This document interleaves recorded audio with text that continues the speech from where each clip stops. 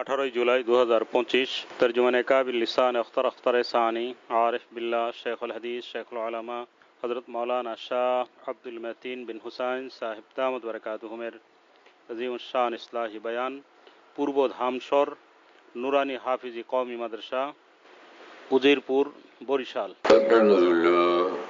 আলহামদুলিল্লাহ ওয়া কাফা ওয়া সালামুন আলা ইবাদিহিল্লাযীনা ইসতাফা আম্মা বা'দ ফাআউযু বিল্লাহি মিনাশ শাইতানির রাজীম বিসমিল্লাহির রহমানির রহিম ইন্না নাহনু নাযালনা আয-যিকরা ওয়া ইন্না লাহু লাহাফিজুন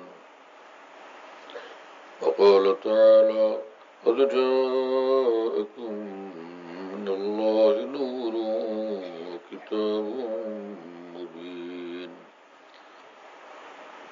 وقال رسول الله صلى الله تعالى عليه وسلم من قال لا إله إلا الله دخل الجنة وقال عليه الصلاة والسلام من اتقى الله عاش قويا وسار في بلاده آمنا أو كما قال رسول الله صلى الله تعالى عليه وسلم আল্লাহ পাক জাল্লা জালালুহু ওয়া নওয়ালুহু আমাদের সকলকে মাফ করেন, আমিন। সমস্ত মুসলমানকে মাফ করে দেন, আমিন। জান্নাতুল ফিরদাউস আমাদের জন্য মঞ্জুর করেন, আমিন। জাহান্নাম থেকে আল্লাহ তাআলা আমাদেরকে বাঁচান, আমিন। আল্লাহর ওলি আমাদের সকলকে বানায় দেন, আমিন। আমাদের সকল আপনজন প্রিয়জন সকলকে বানায় দেন, আমিন। আর এই মাদ্রাসাকে আল্লাহ পাক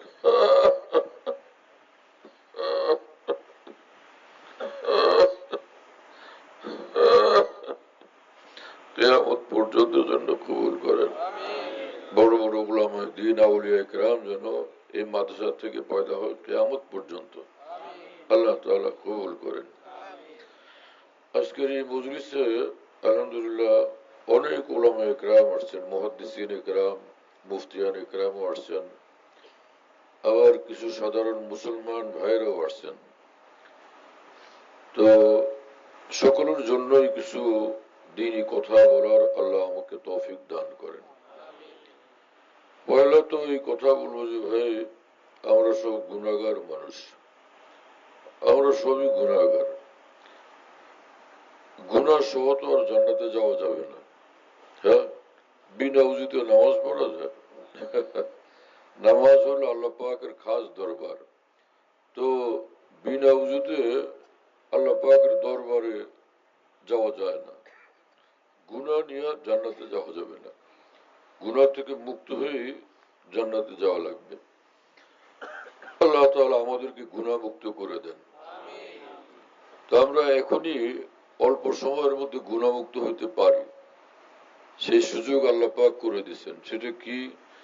রাসূল আকরাম সাল্লাল্লাহু আলাইহি ওয়াসাল্লাম বলছেন এক হাদিস শরীফে, কোন মুসলমানের গুনাহ হয়ে গেল, সে মুসলমান তখন শর্মিন্দা হয়ে আল্লাহর নিকট বলল যে ইয়া রব্বে আযনাবতু যামবান ফাগফিরলি।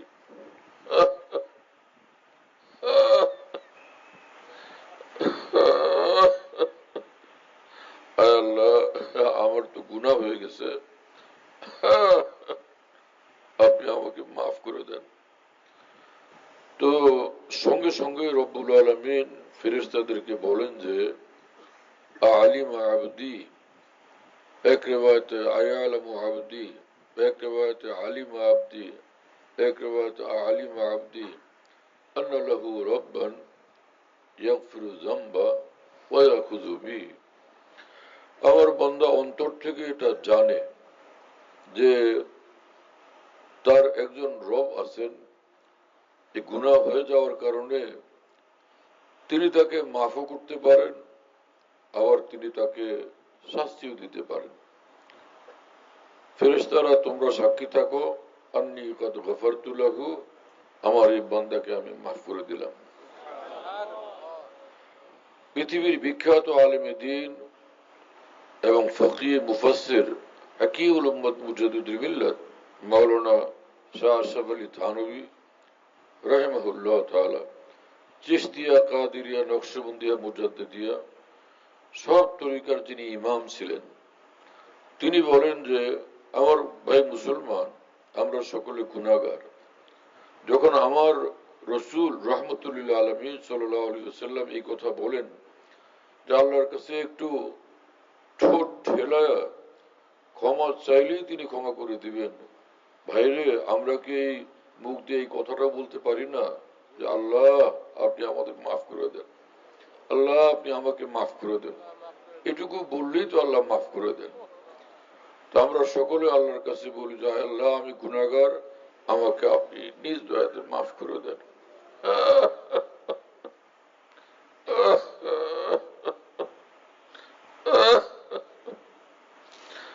এক বুজুর্গ তিনি বলেন যে ইলাহি আব্দুকা নাসি আতাকা মুকিররাম বিযুনুবি ওয়াকাদ দাআকা, আয় আল্লাহ আমি গুনাহগার বান্দা, আপনার দুয়ারে আসছি, আমার যে অসংখ্য গুনাহ সে কথা আমি স্বীকার করি। ফাইন তাগফির ফাআনতা আহলুন লিযাকা ওয়াইন তাতরুদ ফামান ইয়াগফির সিওয়াকা, আল্লাহ আপনি যদি আমাকে মাফ করে দেন তো মাফ করার মতো আপনি আছেন, আর তো কেউ নেই, ক্ষমাকারী দ্বিতীয় কেউ নেই। হ্যাঁ, ফাইন তাগফির ফাআনতা আহলুন লিযাকা ওয়াইন তাতরুদ ফামান ইয়াগফির সিওয়াকা, আয় আল্লাহ যদি মাফ না করে আমাকে তাড়ায় দেন তো আর কি কোনো মাহবুদ আছেন যে যার কাছে আমি যাব, যার কাছে ক্ষমা চাইবো, যিনি মাফ করবেন? মোবাইল নিচে নামায় রেকর্ড করে না, উপরে উঠে না, আর তো কেউ নাই যার কাছে আমি ক্ষমা চাইব, একই আল্লাহ, আর কোনো তো আল্লাহ নাই। আল্লাহ তাআলা আমাদেরকে মাফ করে দেন। এক বুজুর্গ ছিলেন, বহুত বড় ওলি আল্লাহ, হযরত হাকিমুল উম্মত মাওলানা আশরাফ আলী থানভী রাহমাতুল্লাহ আলাইহি বলেন, এই বুজুর্গের নিকট এক যুবক গেছে, বলল যে হুজুর আমি আপনার খেদমতে থাকতে চাই। তো থাকো। অনেক তরুণ যুবক ছেলেরা আছে, আউলিয়া বুজুর্গানকে দেখলে নত হয়ে যায়। হ্যাঁ, যতই ভুল করুক, কিন্তু আউলিয়া বুজুর্গানকে দেখলে এই যুবক তরুণ ছেলেরা নত হয়ে যায়। এটা তাদের মধ্যে অনেক বড় ইমানের আলামত যে আল্লাহ ওয়ালাদেরকে দেখলে তখন সে নত হয়। এটা বড় সম্পদ, বড় দৌলত। আপনি দাঁড়িয়ে নিয়ে ব্যস্ত কেন? স্থির ভাবে বসেন। হ্যাঁ, নিজের নিয়ে ব্যস্ত থাকলে শুনবে কেমন? তো ওই যুবক ছেলে মুসলমান, সে থাকতেছে। একজনে যদি ঘরের মধ্যে থাকে দিনের বেলা হোক, তো সে সূর্যের আলো তো পাবে না, আর সূর্যের মধ্যে যদি সকাল থেকে বসে থাকে বিকাল পর্যন্ত, ভিটামিন ডি কি পরিমাণ পাবে? রাত্রিবেলা হাসনা হেনার ঘ্রাণ আসতেছে, যারা 1000 মাইল দূরে তারা কি পাবে এই ঘ্রাণ? আর যারা আশপাশে থাকে তারা হাসনা হেনার ঘ্রাণ পাবে না। হাসনা হেনার ঘ্রাণ শোকার কারণে এই মস্তিষ্ক, মন মস্তিষ্ক সতেজ হবে, সুন্দর হবে, মনটা ভালো, মন ভালো লাগবে, উৎফুল্ল হবে এই হাসনা হেনার ঘ্রাণের কারণে। আতরের দোকানে গেলে আতর কিনা ছাড়াই ঘ্রাণ পাওয়া যায়। হ্যাঁ,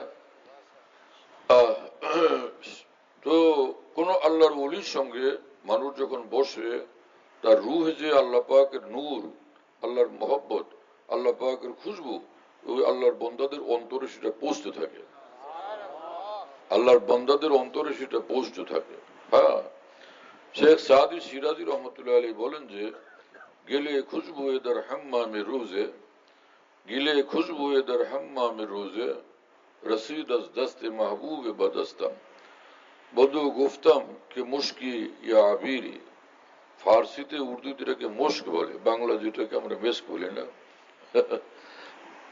এখন তো ফার্সি ভাষা একদমই উঠে যেতেছে, না বুঝা বহুত আলেম ওলামা নতুন প্রজন্মের উর্দু ফার্সির বিরুদ্ধে বলতে থাকে। সরসিনার মরহুম হজরত মাওলানা আবু জাফর সালেহ সাহেব রহমতুল্লাহ আলাইহি, তিনি বারবার বলছিলেন যে তোমরা বেতন স্কেলের আন্দোলন তো করো, তোমরা বেতন স্কেল পাইয়ে যাবে, এটা আমি বুঝতেছি, কিন্তু বেতন স্কেল পাওয়ার শেষে যা ঘটতে থাকবে এরপরে কিন্তু এলেম থাকবে না, এলেম উঠে যাবে। পরে হযরত মাওলানা আবু জাফর সালেহ রহমতুল্লাহ আলাইহি তিনি চরসিনার এরিয়ার ভিতরে মাদ্রাসার চৌহদ্দির ভিতরে তিনি কওমি মাদ্রাসা গড়ে তুলছেন এবং কওমি মাদ্রাসার যে শিক্ষকরা ছিলেন তাদের কারো কারোর সঙ্গে আমার দেখা হয়েছে। তারা আমাকে বললেন যে হযরত মাওলানা আবু জাফর সালেহ রহমতুল্লাহ আলাইহি কওমি মাদ্রাসা আলেমদেরকে দেখলে অনেক মহব্বত করতেন, অনেক সম্মান করতেন। কথা বুঝতেছেন প্রিয় বন্ধুরা? তো সেই স্বাধীনতার পূর্বে এক জমানা পর্যন্ত আমাদের এই দেশে আলিয়া মাদ্রাসাগুলোর মধ্যেও কওমি মাদ্রাসার মধ্যেই নেশাব ছিল। ওইখানেও এরকম আরবি যেমন ছিল, কোরআন হাদিস ছিল, ফিকহের কিতাব ছিল, উসুলে ফিকহ ছিল, হ্যাঁ, তো ফার্সি কিতাবও ছিল, উর্দু কিতাবও ছিল। এবং কওমি মাদ্রাসার চেয়ে আলিয়া মাদ্রাসাগুলোতে উর্দুর প্রচলন বেশি ছিল এবং তারা সেটা নিয়ে গর্ব করতেন। কওমি মাদ্রাসার ছেলেপেলেকে বলতেন যে মিয়া তোমরা জানো উর্দু, ওই কাওয়ায়েদ সহ সুন্দর উর্দু বলতে পারতো না কওমি মাদ্রাসার ছেলেরা, আর আলিয়া মাদ্রাসায় উর্দুর কাওয়ায়েদ সহ ওইরকম উর্দু পড়ানো হইতো। তারা সেটা নিয়ে খুশি হইতেন এবং গর্ব করতেন এবং গর্ব করার বিষয় ছিল সেটা। এজন্য যে উর্দু ভাষা কোনো একটা জাতির ভাষা না, কোনো একটা দেশের ভাষা না, অঞ্চলের ভাষা না। উর্দু হলো ভারত উপমহাদেশের মধ্যে উলামায়ে দ্বীনের ভাষা এবং বিশেষ করে ভারতের মধ্যে পর তো ভাগ হয়েছে, তো টুকরা হয়ে গেছে। বিশেষ করে ভারতের যে অসংখ্য ভাষা তার মধ্যে মুসলমানদের ভাষা হলো উর্দু, মুসলমানদের ভাষা উর্দু। এবং এই আসমানের নিচে জমিনের উপরে আরবি ভাষাতে কোরআন সুন্নাহর যেই পরিমাণ এলিমের মহাসাগর মজুদ, সেটা পূর্ণাঙ্গ ভাবে উর্দু ভাষাতে মজুদ আছে, যেটা সংরক্ষণ ওয়াজিব।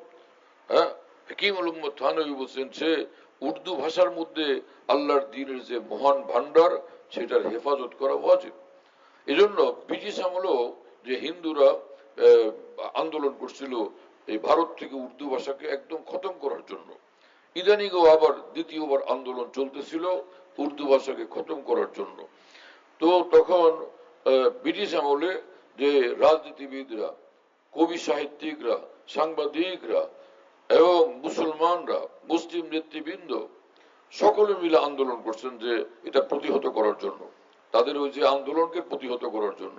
পরে তারা স্তব্ধ হয়ে গেছে, তাদের আন্দোলন সফল হয়নি। এজন্য উর্দু ভাষাকে পাকিস্তানিদের ভাষা বলা, যারা এরকম মনে করেন তারা 100 ভাগ ভুলের মধ্যে আছেন। এই ভুল থেকে বের হয়ে আসা চাই। যেমন আমি আপনাদেরকে বলি, তাফসিরে মারিফুল কোরআন হযরত মুফতি শফি সাহেব রহমতুল্লাহর লেখা তাফসির, যেটা বাংলা ভাষায় হযরত মাওলানা মুহিউদ্দিন খান রহমতুল্লাহ আলাইহি বাংলাদেশের বিখ্যাত আলেমে দ্বীন অনুবাদ করছেন। সেই তাফসিরে মারিফুল কোরআন পুরোটা তো উর্দু। হাকিমুল উম্মত মাওলানা আশরাফ আলী থানভী রহমতুল্লাহর তাফসিরে বয়ানুল কোরআন বিস্ময়কর এক কোরআনে পাকের তাফসির, এই পুরোটা তো উর্দুতে লেখা, সেটারও বাংলাতে অনুবাদ হয়ে গেছে। এবং পৃথিবী কাঁপানো আলেমে দ্বীন আল্লামা সাব্বির আহমদ উসমান রহমতুল্লাহ লেখা তাফসিরে উসমানী, যেটার এক জমানায় বলা হয়তো ফাওয়ায়েদ উসমানী, সে তাফসিরে উসমানী তো উর্দুতে লেখা। কথা বুঝতেছেন আপনারা? এইভাবে আপনারা জানেন যে ইসলামের বিখ্যাত কিতাব কোরআনের পরে বুখারী শরীফ, বুখারী শরীফের অনেকগুলো ব্যাখ্যা গ্রন্থ উর্দুতে এবং অত্যন্ত গুরুত্বপূর্ণ এবং নির্ভরযোগ্য, যেগুলো তো উর্দুতে।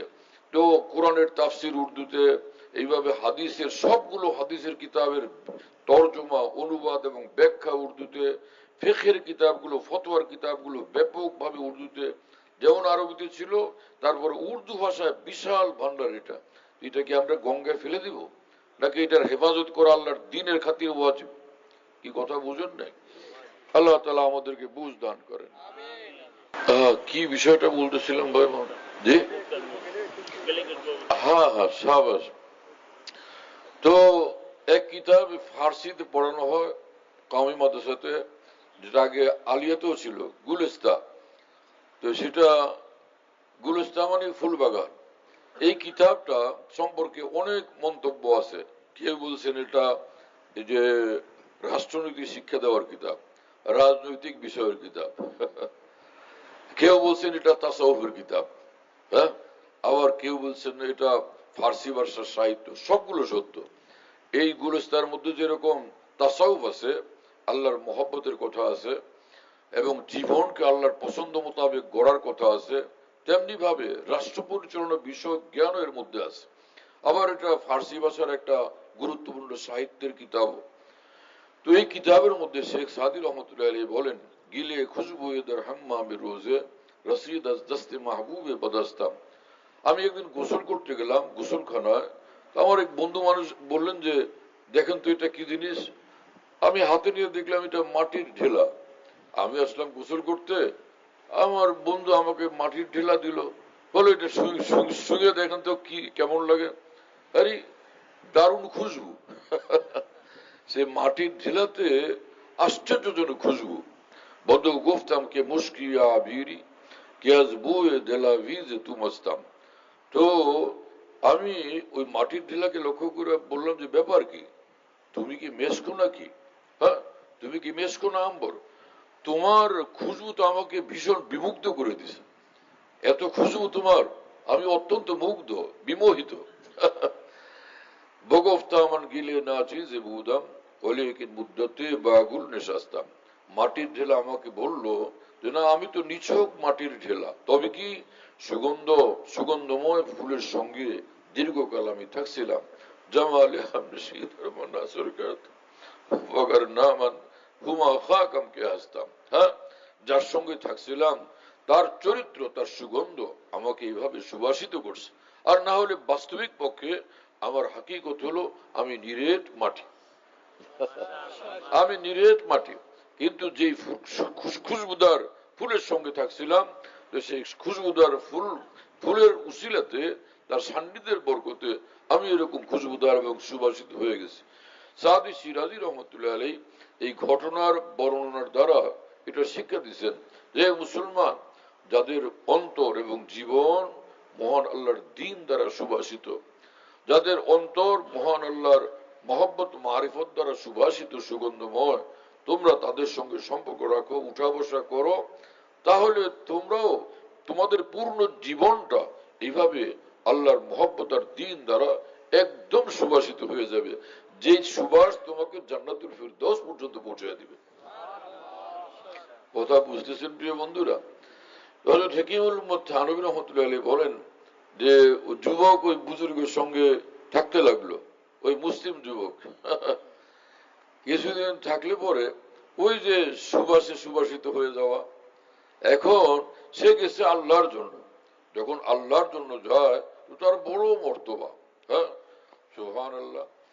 তো থাকতে থাকতে সঙ্গে সঙ্গে হাসনাহেনার গ্রান যেরকম সুবাসিত করে, গোলাপের গ্রান যেরকম সুবাসিত করে, আতরের দোকান যেরকম সুবাসিত করে, ওই আল্লাহর ওলির সুবত তার অন্তর এবং রুহে যে আল্লাহ পাকের খুশবু, সেটা তাকে সুবাসিত এবং নূরে একদম আলোকিত বানিয়ে দিছে।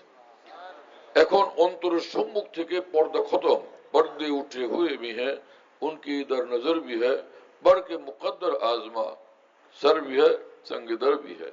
হ্যাঁ, আমার প্রিয় বন্ধুরা, আল্লাহকে যদি কাছে পাইতে চায়, কেউ নিকটে পাইতে চায়, পর্দাহীন ভাবে সে আল্লাহকে অনেক ঘনিষ্ঠ ভাবে নিকটে পাইতে পারে, কিন্তু হিম্মত করতে হবে। হ্যাঁ, এবং গুনাহ থেকে নিজের জীবনকে মুক্ত করতে হবে। অন্তর এমন এক জিনিস, এর সম্মুখ থেকে যখন পর্দা, পাপের পর্দা, গুনাহের পর্দা, কালো মেঘগুলো সরে যায়, বন্দা জমিনে থাকা অবস্থায় আরশে আজম পর্যন্ত আল্লাহ পাকের নূরই নূর দেখতে থাকে। হ্যাঁ, লা ইলাহা ইল্লাল্লাহ লাইসা লাহা হিজাবুন দুনাল্লাহ হাত্তা তাখলুসা ইলাইহি। রাসূলুল্লাহ সাল্লাল্লাহু আলাইহি ওয়াসাল্লাম বলেন যে কামিল ঈমানওয়ালা যখন লা ইলাহা ইল্লাল্লাহ বলে, আল্লাহ এবং লা ইলাহা ইল্লাল্লাহর মাঝখানে কোনো পর্দা নেই। হ্যাঁ, এই লা ইলাহা ইল্লাল্লাহ একদম আল্লাহ পর্যন্ত পৌঁছে যায়। তো মুহাদ্দিসিনের ব্যাখ্যায় লিখছেন যে তার লা ইলাহা ইল্লাল্লাহ আল্লাহ পর্যন্ত পৌঁছা যায়, মানে আল্লাহ পাক সেটাকে কবুল করে নেন। আর রাসূলুল্লাহ সাল্লাল্লাহু আলাইহি ওয়াসাল্লাম হাদিস শরীফে বলছেন লা ইলাহা ইল্লাল্লাহ মান ক্বালা লা ইলাহা ইল্লাল্লাহ দাখালাল জান্নাহ। যে ব্যক্তি লা ইলাহা ইল্লাল্লাহ অন্তঃস্থল থেকে বলবে, নিঃসন্দেহে জান্নাতে প্রবেশ করবে। এজন্য যত মুসলমান, ভালো মুসলমান, বড় মুসলমান, ছোট মুসলমান, দুর্বল মুসলমান এবং গুনাহগার মুসলমান, আমি আল্লাহর কসম করে বলি, ঈমান কোন রকম একটু থাকলেই নিঃসন্দেহে সে জান্নাতে যাবে। কি কথা বুঝতেছেন প্রিয় বন্ধুরা? ওয়াজ করতে গিয়ে অনেক আলেম মানুষ, ওয়াজিদ, মৌলভী সাহেব লোকেরা, পীর সাহেব লোকেরা এমন ভাবে মুসলমানদেরকে কোরআন হাদিসের কথার ব্যাখ্যা দেন, মনে হয় সব মুসলমান সোজা জাহান্নামে যাবে। আরে ভাই কি ধরনের কথা? মুসলমানদেরকে হিম্মত আফজাই করো, তাদের মনোবল বাড়ানোর চেষ্টা করো। যখন একটা লোক সে এতদিন পর্যন্ত জানতো না যে ব্যাপার কি হ্যাঁ, পরে কারণ সে ঝড় তুফান আসছিল, ভূমিকম্প হয়েছিল, তো সব তার খানদান শেষ হয়ে গেছে। পরে বড় হওয়ার পরে আস্তে আস্তে লোকদের কাছে জানতে জানতে সে জানতে পারলো যে আরে আমি তো বাদশার শাহজাদা, আমি বাদশার বংশধর। তো সেই লোককে চোর চামারের মতো চলবে? সে কি বেতর পট্টিতে যাবে? যখন সে বুঝতে পারবে যে আমি বাদশার ছেলে। মাওলানা জালালউদ্দিন রুমি রহমতুল্লাহ আলাই মস্তবি শরীফে এক ঘটনা বয়ান করছেন।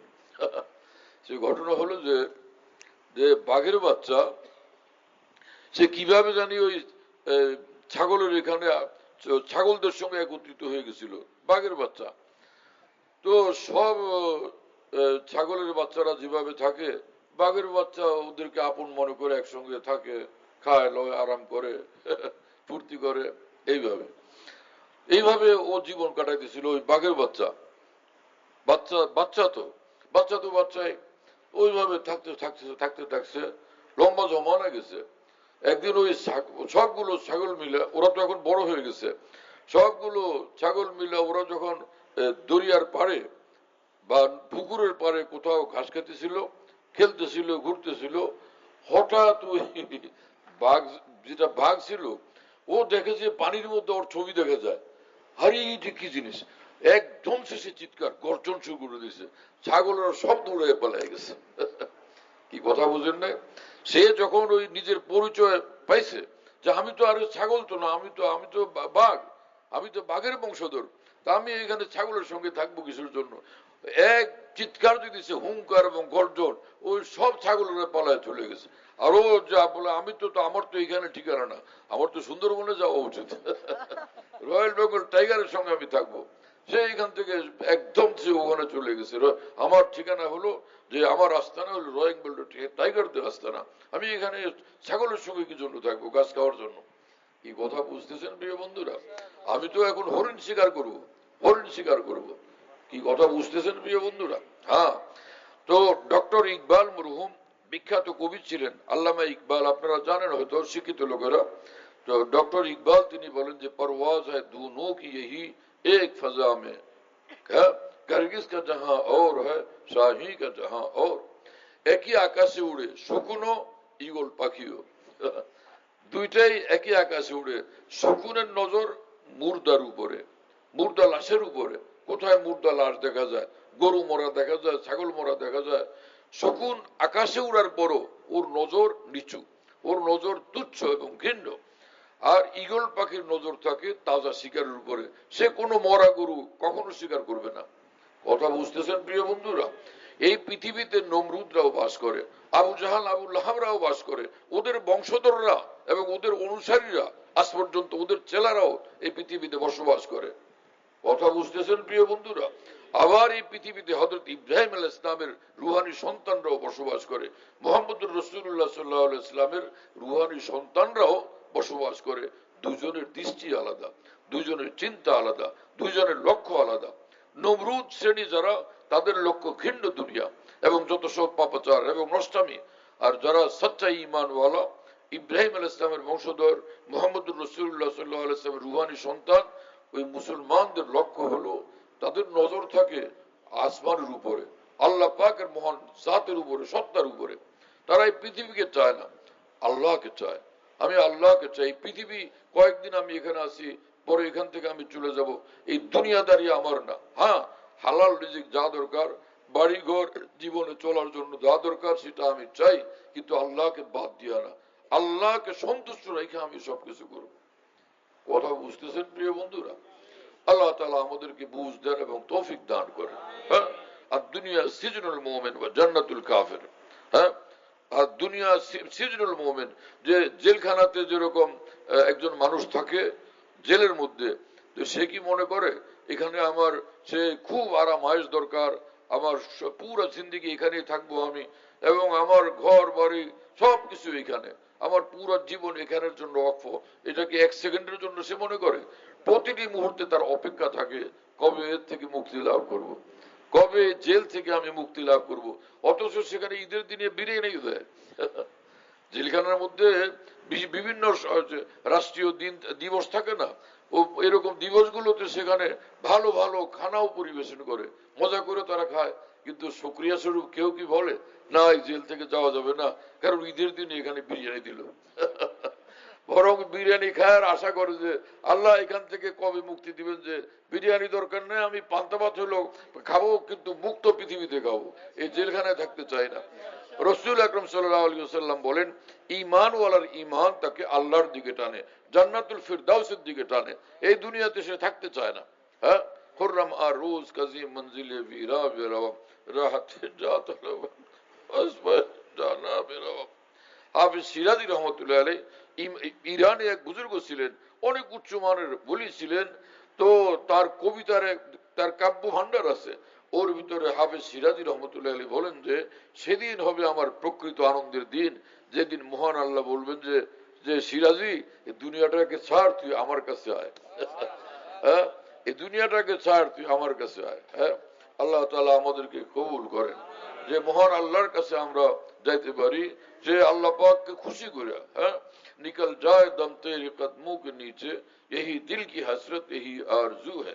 মহান আল্লাহর কদমের উপর জীবনটাকে উৎসর্গ করে দিয়া আমরা যেন আল্লাহর কাছে পৌঁছতে পারি।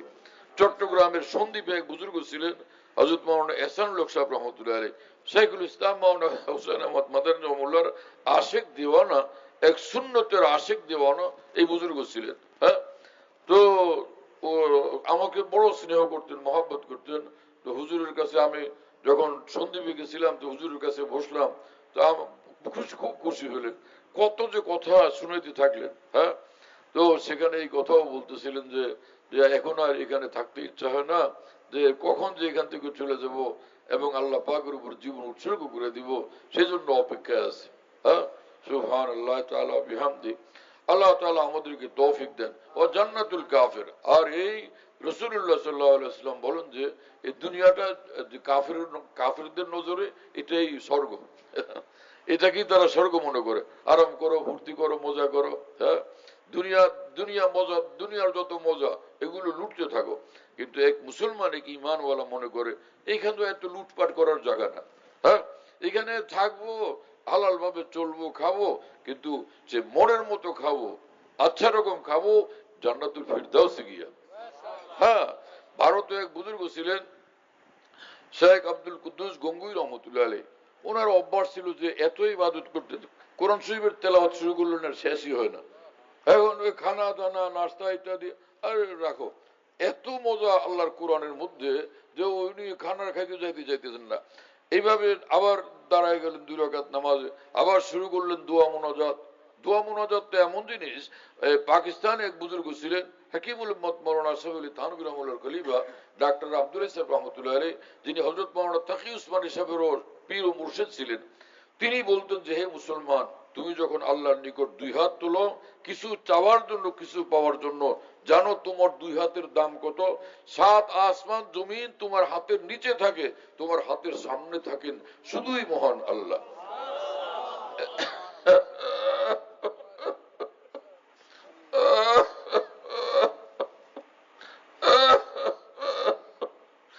একজন মুসলমান, এক ঈমানওয়ালা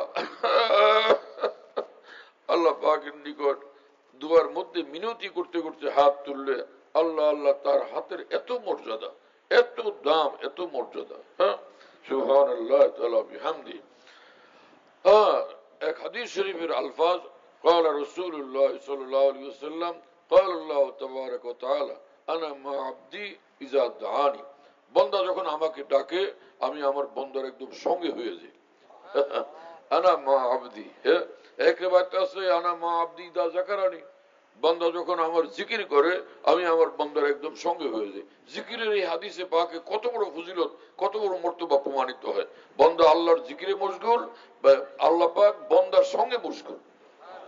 আল্লাহু আকবার, এত বড় আজিমুশান আমল জিকির। এজন্য तमाम আউলিয়াউল্লাহ, तमाम আকাবের দ্বীন আল্লাহ পাকের জিকিরের ইহতিমাম করতেন। সাহাবায়ে কেরাম রাদিয়াল্লাহু আনহুম জিকিরের ইহতিমাম করতেন। ইয়া আইয়ুহাল্লাযীনা আমানু যিকুরুল্লাহ যিকরান কাসীরা। রাসূল আকরাম সাল্লাল্লাহু আলাইহি ওয়াসাল্লাম বলেন লা ইয়াজালু লিসানুকা রাতবান মিন যিকরিল্লাহ, যে রাসূলুল্লাহ সাল্লাল্লাহু আলাইহি ওয়াসাল্লাম বলেন যে আল্লাহ পাকের জিকিরের নূর দ্বারা তোমার জিহ্বাটা যেন তাজা থাকে, হ্যাঁ, ভিজা থাকে। জিকিরের রস দ্বারা তোমার জিহ্বা যেন ভিজে থাকে, সবসময় সিক্ত থাকে। এই কথা বলে রাসূলুল্লাহ সাল্লাল্লাহু আলাইহি ওয়াসাল্লাম। হাফিজ হুজুর রহমতুল্লাহ আলাইহি সব সময় আল্লাহ পাকের জিকিরে মশগুল থাকতেন। আর সব মানুষ ব্যস্ত কাজে কর্মে, হুজুরের ঠোঁট দুইটা খালি নড়তেছিল, এরকম মাছ যেরকম পানির মধ্যে ঠোঁট নাড়তে থাকে, হাফিজ হুজুর রহমাতুল্লাহর ঠোঁট এরকম নড়তে থাকতো। আমার পীর ও মুর্শিদ আরিফ বিল্লাহ মাওলানা শাহ হাকিম মোহাম্মদ আখতার সাহেব রহমতুল্লাহ আলাইহি আমাদেরকে বলছিলেন যে এই পৃথিবীতে বড় আউলিয়া আমি অনেক দেখছি, কিন্তু হাফিজ হুজুর যে পরিমাণ আল্লাহর জিকিরে মশগুল থাকেন, এইরকম জিকিরে মশগুল কোন ওলি আমার দুই চোখে আমি দেখি নাই। এত তিনি আল্লাহ পাকের জিকির করতেন। কথা বুঝতেছেন প্রিয় বন্ধুরা? জিকির এত বড় দামি দৌলত যে মাওলানা জালালউদ্দিন রুমি রহমতুল্লাহ আলাইহি বলেন যে আল্লাহ আল্লাহ গো বেরো তা সাফে আরশ পেশে মেরা যে তু গর্দা চরকে ফরশ, তুমি আল্লাহর জিকির করো, আল্লাহ পাকের নামের জিকির তোমাকে জমিন থেকে উড়ে নিয়ে আরশের ঊর্ধ্বে আল্লাহ পর্যন্ত পৌঁছে দিবেন। আরশ পর্যন্ত, আরশের মালিক আল্লাহ পর্যন্ত পৌঁছে দিবেন। এত আজিমুশানের জিকির। এবং মাওলানা জালালউদ্দিন রুমি রহমতুল্লাহ আলাইহি বলেন যে আমি যখন আল্লাহ পাকের নামের জিকির করি, নামে উঁচু বরজবান আমি রাওয়াত হর বুনে মুহ আজ আসল জো সওয়াত, আল্লাহ পাকের নামের জিকির যখন আমি করি, তখন আমার দেহের বিন্দু বিন্দু মধুর দরিয়া পরিণত হয়ে যায়। প্রতিটি পশমের প্রতিটি লোমকূপ পর্যন্ত মধুর দরিয়া পরিণত হয়ে যায়। তো আল্লাহ পাকের জিকির এত আজিমুর শান যে জিকিরের মধ্যে মানুষ আল্লাহ পাকের নূরের দরিয়ার ভিতরে ডুবে থাকে। আল্লাহ তাআলার জিকির করার আমাদেরকে তৌফিক দান করেন। কমপক্ষে এতটুকু করি, প্রতিদিন একবার লা ইলাহা ইল্লাল্লাহ 100 বার করি, আল্লাহ আল্লাহ আল্লাহ জিকির 100 বার, দুরূদ শরীফ 100 বার। ভারতের মহান আলেম দ্বীন এবং বুজুর্গ মুহিউস সুন্নাহ মাওলানা শাহ আবরার হক সাহেব রহমতুল্লাহ আলাইহি বলছিলেন, আমাদের সামনে বলছিলেন যে যখন কোনো মানুষ যদি আমলটা করে লা ইলাহা ইল্লাল্লাহ রোজ প্রতিদিন 100 বার, আল্লাহ আল্লাহ জিকির 100 বার এবং দুরূদ শরীফ 100 বার, তাহলে আল্লাহ পাকের পুরো দিনের উপর আমল করার জন্য, সে সুন্নত মোতাবেক শরীয়ত মোতাবেক জিন্দেগি বানানোর জন্য সে বেচাইন হয়ে যাবে, তাই না? তার মধ্যে জবরদস্ত পিপাসা পয়দা হয়ে যাবে, ভীষণ তার পিপাসা এবং নেশা তৈরি হয়ে যাবে আল্লাহ এই আমল করলে। ঢাকাতে কোন এক রাজনৈতিক দলের নেতা, তো উনি আসছিলেন, যিনি এমপি প্রার্থী ছিলেন, তো আমাকে বললেন যে আমাকে কোনো একটা আমল দেন, যেন আমি নামাজের জন্য নেশা লাগে, আমলের জন্য নেশা, অন্তরে পিপাসা লাগে। তা আমি এই আমলটা দিছিলাম। তো মাওলানা শাহ আবরার হক সাহেব রহমতুল্লাহ আলাইহির নিকট শোনার পরে এই প্রথম এই লোকটারে আমল দিলাম যে দেখি কি হয়। কয়েকদিন পরে, অল্প কয়েকদিন, 1-2 সপ্তাহ পরে উনি আসছেন, আয়সা আমাকে বললেন কি দিলেন আপনি আমার? ব্যাপার কি? আল্লাহ রে আল্লাহ, তো জাদু জাদু। জাদু কি দিলেন আপনি আমাকে? কথা বুঝতেছেন প্রিয় বন্ধুরা? হ্যাঁ, আল্লাহ আমাদেরকে কবুল করেন, তৌফিক দান করেন। সকল মুসলমান ভাইরে আমল শুরু করে দিই। লা ইলাহা ইল্লাল্লাহ প্রতিদিন 100 বার, আল্লাহ আল্লাহ জিকির 100 বার এবং দুরূদ শরীফ 100 বার, যে কোনো দুরূদ শরীফ পড়েন। হ্যাঁ, হাদিসে কুদসিতে আছে, রাসূলুল্লাহ সাল্লাল্লাহু আলাইহি ওয়াসাল্লাম বলেন যে লাউ আন্না সামাওয়াতি সাবআ ওয়া আমিরাহুন্না গায়রি ওয়াল আরদিনা সাবআ ফুজিনা ফি কিফাতিন ওয়া লা ইলাহা ইল্লাল্লাহ ফি কিফাতিন লামালাত বিহিন্না লা ইলাহা ইল্লাল্লাহ। যে আল্লাহ পাক জাল্লা জালালু ওয়া মানওয়ালু নিজে হাদিসে কুদসিতে বলেন যে 7 আসমান এবং 7 আসমানের মধ্যে যা আছে আর 7 তবক জমিন সবটাকে যদি এক পাল্লায় রাখা হয়, আর কোন মুসলমানের একবারের লা ইলাহা ইল্লাল্লাহকে আরেক পাল্লায় রাখা হয়, তো লা ইলাহা ইল্লাল্লাহর পাল্লা ভারী হয়ে যাবে। কথা বুঝতেছেন প্রিয় বন্ধুরা? তো লা ইলাহা ইল্লাল্লাহ যার মধ্যে থাকবে সে ইনশাআল্লাহ জান্নাতুল ফিরদাউস, জান্নাত পর্যন্ত পৌঁছে যাবে। কথা বুঝতেছেন প্রিয় বন্ধুরা? সব মুসলমান জান্নাতে যাবে। আরেক হাদিস শরীফ শুনেন। অনেক মৌলভী সাহেব বলবে যে আপনি এরকম জোর করে বলেন কি জন্য?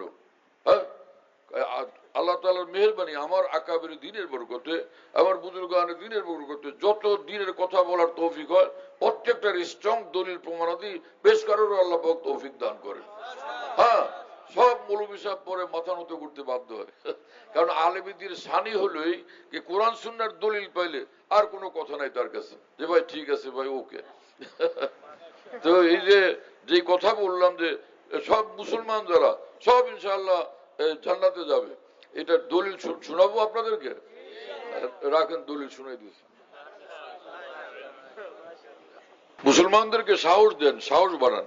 মুসলমান এই সকল কথা শুনে আরো চুরি করবে, আরো ডাকাতি করবে, আরো নষ্টামি করবে তা না, বরং তার মধ্যে ঈমান যখন জাগে তখন সেই নতুন ভাবে ঈমান যখন তার মধ্যে জাগ্রত হয়, ঈমান তাকে তখন আল্লাহর দিকে টানে।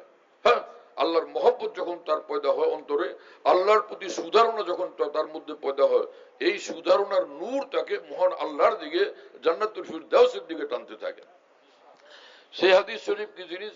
قال رسول الله صلى الله عليه وسلم تموتون كما تحيون تموتون كما تحيون وتحشرون كما تموتون। কি হুজুররা এখনো বুঝতে পারেন নাই? হ্যাঁ, এখনো বুঝতে পারেন নাই? হযরত ইমাম আজম আবু হানিফা রাদিয়াল্লাহু তাআলা আনহু, তো হযরত ইমাম আজম আবু হানিফা রাদিয়াল্লাহু তাআলা আনহু উনি একটা মসলা বলছেন, একটা মাসলা, একটা ফতোয়া দিয়েছেন। আর ওই জমানার বড় বড় বিখ্যাত আলেমরা ভিন্ন ফতোয়া দিয়েছেন। ইমাম আজমের কথার সঙ্গে সেটা মিলে না, উল্টা। কি কথা বুঝতেছেন প্রিয় বন্ধুরা? সেটা কি? সেটা হলো এই যে এক মহিলা, হ্যাঁ, স্বামী আর স্ত্রী দুজনে আলাপ করতেছে। পরে ও মহিলা বলল যে, স্বামী বলল যে তুমি এমন কালা, তুমি যদি ফর্সা না হও, হ্যাঁ না, তুমি যদি ফর্সা না হও বরং কালাই, তাহলে তুমি সুন্দরী এটা মনে হয় না। তুমি সুন্দরী যদি তুমি সুন্দরী না হও, তাহলে তোমার তিন কথা বুঝো না নাকি? হ্যাঁ, তাহলে তোমার তিন কথা। কিছুক্ষণ পরে সে তো মুসলমান, হঠাৎ আরে এটা কি? আমাদের বাড়ি হলো ভোলা, লালমোহনে। তো এক লোক পাগলা জুতেছিল, পাগলা জুতেছিল, ওই পোলাফানে ওরা ডিস্টার্ব করতো। তো বিলের মধ্যে গেলে সব ছেলেরা ভিড় করতো, এইটা সেটা বলতো, ওই লোক আবার একটা উত্তর দিত, ছেলেরা ফুর্তি করতো। একদিন ছেলেরা দল বেঁধে, বাস্তব ঘটনা, ছেলেরা দল বেঁধে ধরছে, কাকু তোমার আজকে একটা মজার কথা কো। বলে সেটা কি? তুমি কও যে আমার বউরে তিন কথা, একদম ডাইরেক্ট করা। ও হাসতে হাসতে আমার বউরে তিন, কি সর্বনাশ। এখন ওই ছেলে পেলেরা ওরা যদিও ছোট কিন্তু মশলা মশাইল তো শুনতে থাকে, কিরে আমরা দুষ্টামি করলাম, ওই লোক বলেও ফেললো কাকুর বউ আসে না গেছে। কাকুর বউ আসে না কোনো গেল। তো ওরা গিয়া এক হুজুরের কাছে বলছে যে আমরা দুষ্টামি করছি কাকুর লগে, কাকু তো বলে বলছে তিন কথা, এখন কি হবে? আরে ইন্না লিল্লাহ, হ্যাঁ, কি হাজুল হুন্না জিদ্দুন, জিদ্দু হুন্না জিদ্দুন, হাজুল হুন্না জিদ্দুন, তিন জিনিস এরকম। এটা ঠাট্টা করে বললেও কিন্তু এটা একদমই ফাইনাল হয়ে যায়। তো তার মধ্যে একটা হলো তালাক। তো এই পাগলামি করে আর বললেও কিন্তু এটা তালাক হয়ে যাবে। তোমার কাকু তোমার বউ তো গেছে, হ্যাঁ, তোরা আমার বউ ছুটে এলি। ওই রকম ওই জমানার কোন পাগল এই কথা বলে বসছে। এখন সে পেরেশান হয়ে গেছে ওই জমানার অনেক বড় ফকিহের নিকট, অনেক বড় ফকির বলছে, আমি তো এই বউর এই কথা বললাম, বউ তো জমকালা, হ্যাঁ, তোমার বউ গেছে। এটা কি কথা বোঝেন না? যে তুমি যদি সুন্দরী না হও তাহলে তো তোমার তিন কথা। এখন ওখানে মাথা খারাপ হয়ে পড়ে গেছে আরেক বড় হুজুরের কাছে। ওই জমানার হুজুর কি আজকালের মুফতি সাহেব সব বড় বড় ফকিদের কাছে গেছে। তো আরেকজনের কাছে গেলে উনিও বলছেন যে তিন তালাক হয়ে গেছে। এখন সবাই খালি হযরত ইমাম আবু হানিফা রাহিমাহুল্লাহর বিরুদ্ধে বলে। তো কথা বুঝুন না, ইমাম আবু হানিফা রাহিমাহুল্লাহর বিরুদ্ধে, হযরত ইমাম আবু হানিফা রাহিমাহুল্লাহর জমানায় ওনার বিরুদ্ধে বলতেন বড় বড় মানুষরা। ইনি মাহসুদুল আকাবির ছিলেন, বড় মানুষদের দ্বারা হিংসাগ্রস্ত, বড় মানুষরা তাকে হিংসা করতেন। অনেক বড় বড় মানুষরা, বড় তাহাজ্জুদ গুজার, বড় ইলমওয়ালা, বড় আমলওয়ালারা হযরত ইমাম আজমের ইলমের সঙ্গে কুলাইতে না পারে পরে তার হিংসা করতেন। আর কিছু লোক ভুল বুঝতেন, ভুল ধারণা করে তার বিরুদ্ধে বলতেন। এখন ওই লোক দিশা না পায়, যাই দেখি সেখানেই যার বিরুদ্ধে সবাই বলে দেখি তিনি কি বলেন। গিয়া গেলে পরে বলছে যে কি খবর, বলো এই যে খবর তো এই যে আমি তো এই কথা বলছি, বউ কি আমার আসে না গেল? বলে না, তোমার বউ আছে, তোমার বউ যায়নি। এখন তো এত বড় আলেম উলামা ফুকায়ে কেরাম সব বললেন যে বউটা গেল, আর ইমাম আবু হানিফা বলতেছেন বউটা আছে। এটা কি ধরনের কথা? এই ওই লোকের একটা মনের মধ্যে খটকা পয়দা হয়েছে, পরে গিয়া ওনাদের কাছে হাজির হয়েছে এবং বলছে যে হুজুর আপনারা বললেন বউ গেছে, এই যে ইমাম আবু হানিফা বললেন বউটা এখনো আছে। হ্যাঁ মিয়া, ওই এলেম কালাম আছে নাকি তার তার কাছে গেছো আবার তোমরা? হ্যাঁ এই উনি কি জানে? আরেক হুজুরের কাছেও গেছে, গিয়া বলল ইমাম আবু হানিফাই বলছেন। বল না বউ না, এটা উনি সব উল্টা পাল্টা কথা বলেন। কি কথা বুঝেন নাই? এই ঝই ঝামেলা চলতে থাকলো, বারবার ও ওখানে যা, আবার ওখান থেকে ইমাম আবু হানিফা রহমানের কাছে আসছে, বলো যে হুজুর এটা আবারও গেলাম, ওনারা দুজনকে বলো যে ফাইনাল এটা বউ গেছে নাই। আর এদিকে আপনি বলতেছেন আছে, আমার তো মাথা ঠিক নেই। বলে তোমার বউ একদম আছে, এটা যায় নাই, তুমি কোনো টেনশন করো, যাও বললো সংসার করো। আরে ভাই কি রকম ঝামেলা! পরে শেষমেশ ওই লোকেরা বললো আমরা ইমাম আবু হানিফার সঙ্গে বহস করবো, মোনাজারা করবো। হযরত ইমাম আবু হানিফা রাহিমাহুল্লাহ বললেন আমি প্রস্তুত, তো আগামীকাল বসি। কি কথা বুঝেন নাই? তো সবাই মিলে একসঙ্গে যখন বসছেন, বসলে পরে এখন ওইখানে কথাবার্তা বলতে বলতে, এখন কথাবার্তা চলছে, মসলা মাসাইল নিয়ে আলোচনা চলছে, এর মধ্যে নামাজের টাইম হয়েছে। তো নামাজের ব্যাপারে রাসূলুল্লাহ সাল্লাল্লাহু আলাইহি ওয়াসাল্লাম বলছেন, হ্যাঁ কি ভাই কথা বলেন কেন, আওয়াজ করেন কেন মিয়া? বয়ানের মধ্যে বয়ান শুনতে হয়, কিসের দূরত পড়ে না? এখন দূরত পড়ার সময় হয়েছে? পাগল না কি এগুলো, কি জানে কোথেকে আসছে? বয়ানের মাঝখানে জিকির করাও তো নিষেধ, দূরত পড়তেছে।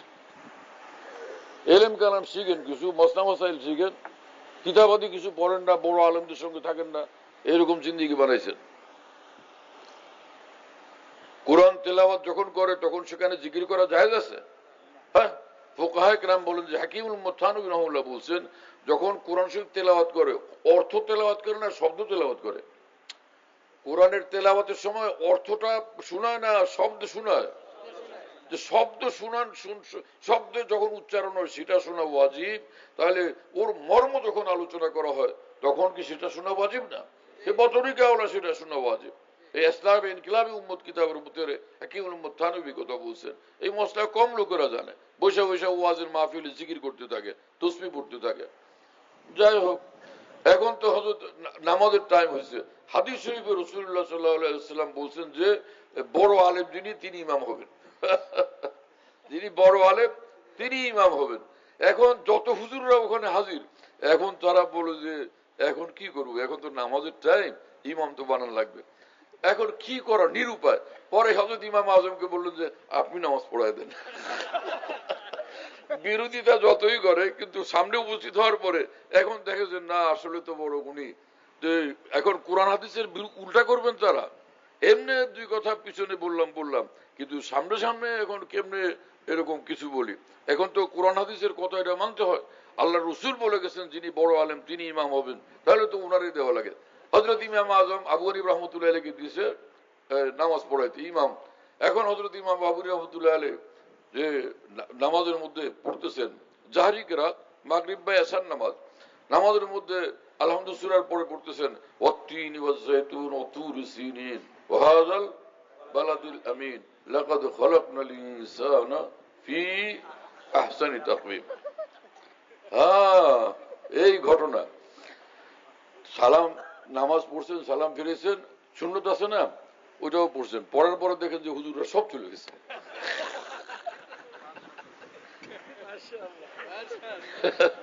কারণ তারা তো এই মৌলবী না, তারা তো সব বড় বড় ফকি।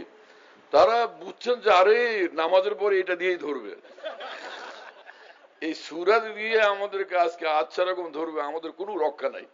সব চলে গেছে যে না, ওনার লাগে আর পারা যাবে না। এই জন্য হাদিস যেটা বললাম, আলেমদেরকে জিজ্ঞেস করলাম কি আপনারা কিছু বুঝছেন? এইভাবেই তো বুঝার দরকার ছিল। সেখানে কি জন্য তারা হুজুররা চলে গেলেন, বড় বড় ফকিরা? এই জন্য যে এই সূরার মধ্যে আল্লাহ পাক বলেন যা তিনের কসম, জাইতুনের কসম এবং বালাদে আমিন মক্কা মুকাররমের কসম করে বলি, এতগুলো কসম, তিনটা কসম। কথা একটা আল্লাহ বললেই তো ঠিক আছে, কিন্তু কসম করা লাগে। কিন্তু যে কথা এখানে বলতেছেন সেইটা তিনটা কসম করে বলছেন। তারপরে তিনি বলেন যে সমগ্র বিশ্বের সকলের চেয়ে মানুষকে আমি সবচেয়ে সুন্দর করে বানাইছি। কি কথা বুঝেন নাই? সবচেয়ে সুন্দর করে বানাইছি। তো এখন ওই হুজুররা বুঝছেন যে আরে তো সর্বনাশ, তো সে বউ যতই কালা হোক কিন্তু সে তো মানুষ। তা আল্লাহ বলছেন যে মানুষকে আমি সবচেয়ে সুন্দর বানাইছি, তাহলে তো এইটা দিয়ে ধরবো যে অর্ব অসুন্দর হলো, তাহলে কিভাবে? সব চলে গেছে যে ভাই পারা যাবে না। এই হলেন হযরত ইমামে আজম আবু হানিফা রাদিয়াল্লাহু তাআলা। এই হযরত আরেকটা ঘটনা শুনাই, মনে পড়ছে তাহলে শুনাই দিই না। আমরা হানাফি মজাবের লোকেরা মনে করে যে হানাফি মজাবের কোনো ইলম কালাম নাই, হাদিস কোরআনের মতো আমল করে না, খালি কিয়াস করে। আর এই কোন পাগলে বলছে এই কথা? ইমামে আজম আবু হানিফা রাহমাতুল্লাহ আলাইহির মজাব হলো যে একটা জয়ীফ হাদিস যদি পাওয়া যায় সেখানে কিয়াস করা যায় যে সেই জয়ীফ হাদিসের উপরে আমল করতে হবে। একটা দুর্বল হাদিস পাওয়া গেলে সেখানে কিয়াস করা যাবে না, সেই দুর্বল হাদিসের উপরেই আমল করতে হবে। এটাই ইমাম আজম আবু হানিফা রাদিয়াল্লাহু তাআলার মজাব। কথা বুঝতেছেন প্রিয় বন্ধুরা? আরেক ঘটনা মনে হলো যে আল্লাহ পাক তাকে কোরআন সুন্নাহর ইলম কত কি গভীর দান করছিলেন। হ্যাঁ, তো সেই ঘটনা হলো এই যে একবার বউ গোসা করছে, আর কথা কয় না। হ্যাঁ, কথা বুঝেন নাই? বউ গোসা করছে, কথা কয় না। পরে স্বামী রাগ করে তখন বলছে, এই শোনো, আমি পরিষ্কার বলে দিলাম ফজরের আজানের আগে হ্যাঁ যদি কথা না বলো তো 3 তালাক। কি কথা বুঝেন নাই? ফজরের কথার আজানের যদি কথা না বলো তো 3 তালাক। এখন ও ঠিক করছে যে আমি তো কথা বলবো না, যে ওর লোক আর সংসার করবো না। আসে না এরকম মহিলারা কোনো সময় রাগ করলে এরকম, যা তোর লোক আর সংসার করবো না, এই ঝামেলা। এখন আর বউ তো কথা বলে না, কি যে পেরেশানি। এখন ওই যে স্বামী এই কথা বলছে, তো এখন তো ফজরের আজান হয়ে গেল, তো তাহলে তো বউ তো আর থাকবে না। কথা শেষ না, 3 কথার কারণে ওই যে শর্ত লাগাইছে, ফজরের আজান পর্যন্ত যদি কথা না কও তাহলে কিন্তু বস তোমার 3। হারি ইন্নালিল্লাহ। অনেক পাগল স্বামী এরকম আছে, কথা খালি এরকম তালাকের কথা বলে। এরকম করা উচিত না, এটা বড় অন্যায় কাজ, অনেক বেশি অন্যায় কাজ। যাই হোক, এখন এই লোক সে তারা তো এই হুজুরদের বড় বড় ফকিরদের কাছে গেছে। কি কথা বুঝেন নাই? বড় বড় ফকিরদের কাছে গেলে, হুজুর আমি তো এই কথা বলছি, আমার উপায় কি? বউ তো কথা কয় না। কোনো উপায় নেই, কথা না বললে তো আমরা কি করবো এখন? তুমি কথা না বলাইতে পারলে তো আজানের যে আজান হবে তো শেষ, ঠুস। কি কথা বুঝেন না? এই এখন কয়েক বড় বড় আলেমের কাছে গেছে, বড় ফকি, আলেম না খালি বড় ফকি, বড় বড় শরীয়তের মানে আইন শাস্ত্র সম্পর্কে যারা একদম অনেক বড় বিশেষজ্ঞ, এই ফকি। তো তাদের কাছে গিয়ে, কয়েকজনের কাছে গিয়া বলল না, কোনো সমাধান নাই। ভাই কথা না বললে তো আমরা কি করবো? কথা তো তার, সে না বললে আমাদের কিছু করার আছে? বলে হুজুর তাহলে বউ কি খুয়ামো? বলে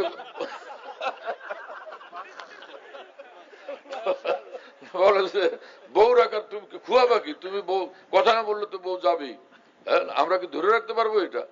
এই পরে তো জনাব, এখন ওই যে নানান জনে ইমাম আবু হানিফা রাহমাতুল্লাহ সম্পর্কে নানান কথা বলে, সেজন্য ওইরা ওইদিকে যাইতে চায় না।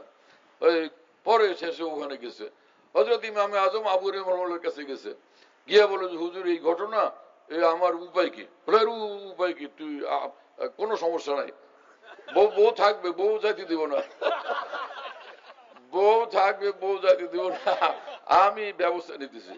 সেটা কি করবেন আপনি? বলে চল দেখি তোদের বাসা কোথায়? বলে অমুক জায়গায়, অমুক মহল্লায়। চল আমার নিয়ে চল, চুপচাপ কথা বলিস না। হযরত ইমাম আজম আবু হানিফা রাদিয়াল্লাহু আনহু ওই মহল্লায় গেছেন যেখানে ওর বাসা, গিয়েই ওখানে জোরে আজান দিচ্ছেন, আল্লাহু আকবার, আল্লাহু আকবার।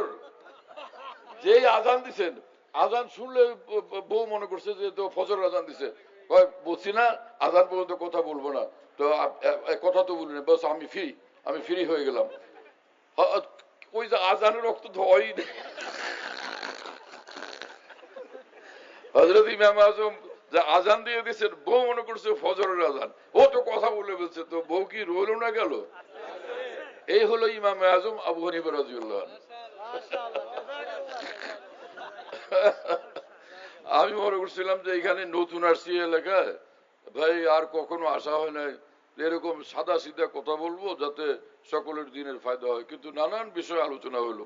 হ্যাঁ, তো হযরতে তো বলতেছিলাম যে রাসূলুল্লাহ সাল্লাল্লাহু আলাইহি ওয়াসাল্লাম বলছেন যে তাহইয়াউনা কামা তামুতুনা কামা তাহইয়াউনা, তোমরা তোমরা যেই রকম দিনই জিন্দেগি, যেভাবে তোমাদের জিন্দেগি থাকবে ঠিক ওই রং আর ওই অবস্থা নিয়ে তোমাদের মৃত্যু হবে। কি কথা বুঝেন নাই?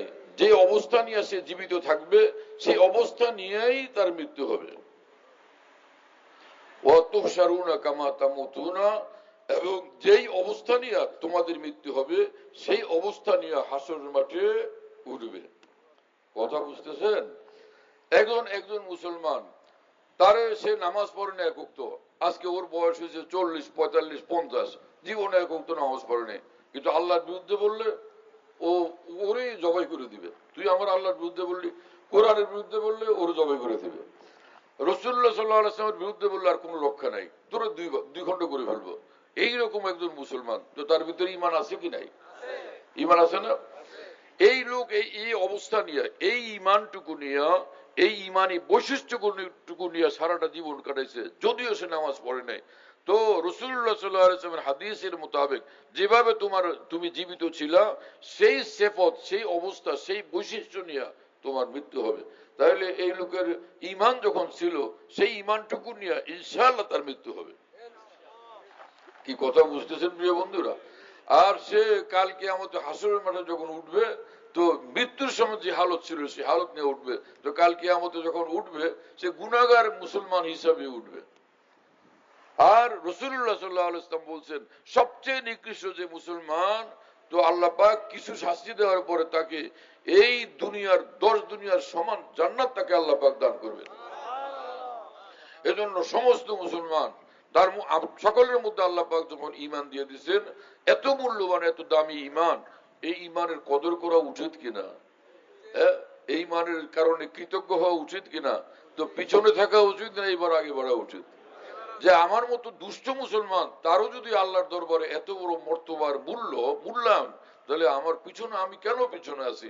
চলো এইবার তো আমি চলি। ওই যখন ওই বাঘের বাচ্চা আজকে দেখলো যে আরে আমি তো ছাগল না, ছাগলের বাচ্চা না, আমি তো বাঘের বাচ্চা, ওই দিনই সে ছুটছে যে আমি রয়্যাল বেঙ্গল টাইগারের কাছে চলে যাবো সুন্দরবনে। কথা বুঝতেছেন প্রিয় বন্ধুরা? ঈমানওয়ালাদের এটা বোঝা উচিত যে আমার ঈমান কত দামি। অতএব সেই ঈমানের কারণে এখনই কামিল ঈমানি জিন্দেগি, সুন্দর এক ইসলামী জিন্দেগির যে আমাদের ছুটে আসা উচিত। আল্লাহ তাআলা আমাদেরকে কবুল করেন এবং তৌফিক দান করেন। ডক্টর ইকবাল মরহুম বলছিলেন যে হে লা ইলাহা ইল্লাল্লাহ ওয়ালারা, লা ইলাহা ইল্লাল্লাহ যে বলো যে আল্লাহ ছাড়া আর কাউকে মানি না, আর কোনো মাবুদ নাই, আমাদের কোনো মাবুদ আমি স্বীকার করি না, এই কথা বলার পরে তোমার উপর ভারী দায়িত্ব আছে। সেই দায়িত্বটা হলো এই যে যখন তুমি সকল থেকে নিজেকে বিচ্ছিন্ন করে এক আল্লাহর হয়ে গেছো, এখন আল্লাহ যেদিকে ডাকেন তুমি সেদিকে ছুটবা। এটা হলো তোমার দায়িত্ব। আল্লাহ পাক আমাদেরকে কবুল করেন এবং তৌফিক দান করেন। তো যে কথা বলতেছিলাম সেটা হলো ওই যুবক, ওই যে ওই বুজুর্গ ওলি আল্লাহ তার সঙ্গে থাকতেছে। এখন ওই যে ফুলের সঙ্গে থাকলে মাটিও সুবাসিত হয়ে গেল, এই ওলি আল্লাহর সঙ্গে কয়েকদিন থাকার পরে ওর আত্মা নূরে আলোকিত হয়ে গেছে, নূরে আলোকিত হয়ে গেছে। একদিন ভোর রাত্রে ওই বুজুর্গের জন্য ওই তাহাজ্জুদের উজু করবেন, পানি নিয়ে আসছে লোটায় করে। তখন হুজুর উজু করতেছেন, ওই বুজুর্গ উজু করতেছেন, আর এই যুবক তখন হুজুরকে বলতেছে যে হুজুর আমি এটা কি শুনলাম? বলে মানে? বলে এইমাত্র আসমান থেকে আওয়াজ আসতেছে, আমি শুনতে পাইলাম। আপনাকে লক্ষ্য করে বলা হচ্ছে তুই তাহাজ্জুদ পড়, যত আমল কর, যত কিছু কর, তোর কোনো আমল, তোর তাহাজ্জুদ, কোনো আমল, কোনো ইবাদত আমার দরবারে কবুলের যোগ্য না। এই মাত্র শুনলাম আমি। ওই বুজুর্গ তখন বললেন বাবা তুমি তো শুনছো আজকে, আর আমি 70 বছর যাবত, আমি 70 বছর যাবত আমি তাহাজ্জুদ পড়ি। ভোর রাত্রে যখন তাহাজ্জুদ পড়তে উঠি 70 বছরই 70 বছর যাবতীয় আমি শুনি। আমি তাহাজ্জুদ করতে উঠলে আসমান থেকে আল্লাহ তাআলা বলেন যে যত তাহাজ্জুদ পড়বি পর, তোর কোন তাহাজ্জুদ কোন আমল ইবাদত আমার দরবারে কবুলযোগ্য না। আমি তো 70 বছর যাবত শুনতেছি। তো যুবক তখন বলল যে হুজুর, তো তাহলে যখন কবুলই হইতেছে না, তো আপনি তাহলে আর পড়েন কি জন্য? বলে আরে পড়ি কি জন্য মানে যে এই আল্লাহ ছাড়া আর তো কোনো আল্লাহ নাই, এই আল্লাহ ছাড়া আর তো কোনো আল্লাহ নাই, এই দুয়ার ছাড়া আর তো কোনো দুয়ার নাই। কবুল করলো এই দুয়ারে জীবন উৎসর্গ করব, কবুল না করলো এই দুয়ারেই জীবন উৎসর্গ করব, এই দুয়ারেই পড়ে থাকবো, এই দুয়ার থেকে কোনোদিন সরব না। বাস এই আল্লাহর ওলি যখন, এই বুজুর্গ যখন এই কথা বললেন, সাথে সাথে আসমান থেকে আওয়াজ আসলো, কবুল আস্ত ঘরছে ওনার নেস্তাত কে জুজমা পানাহে দিগার নেস্তাত। হে বান্দা, আমার দুয়া ছাড়বা না কবুল না করলো। তোমার এই এক কথা এত ভালো লাগছে, এক কথার কারণে সমগ্র জীবনের সব ইবাদত একসঙ্গে কবুল করলাম। এজন্য এক বুজুর্গ বলছেন যে अंदरी रामी तराशो मी खराश ता दमे आखिर दमे फारिग मबाश ता दमे आखिर बुआद के इनायत बातु साहिब सिर बुआद। হ্যাঁ, আমার ভাই আল্লাহকে ডাকতে থাকো, এই রাস্তায় পড়ে থাকো, এই দুয়ারে পড়ে থাকো, কোনোভাবে এই রাস্তা ছাড়বা না। যাই হোক তুমি আল্লাহকে ভুলবা না। এই নামাজ পড়ো, হক কথা বলো, এবং ভুল ত্রুটি হলে তওবা করো, ইস্তেগফার করো, মাফ চাও, এইভাবে দুয়ারে পড়ে থাকো। আল্লাহর ওলিদের সঙ্গে উঠা বসা করো, তাদের কথা শোনো, তাদেরকে মহব্বত করো, ওলামায়ে দ্বীনের সঙ্গে উঠা বসা করো। তো এইভাবে জিন্দগি কাটাও, আল্লাহ পাকের জিকির করতে থাকো এবং নামাজ ছাড়বা না, নামাজ ধরো।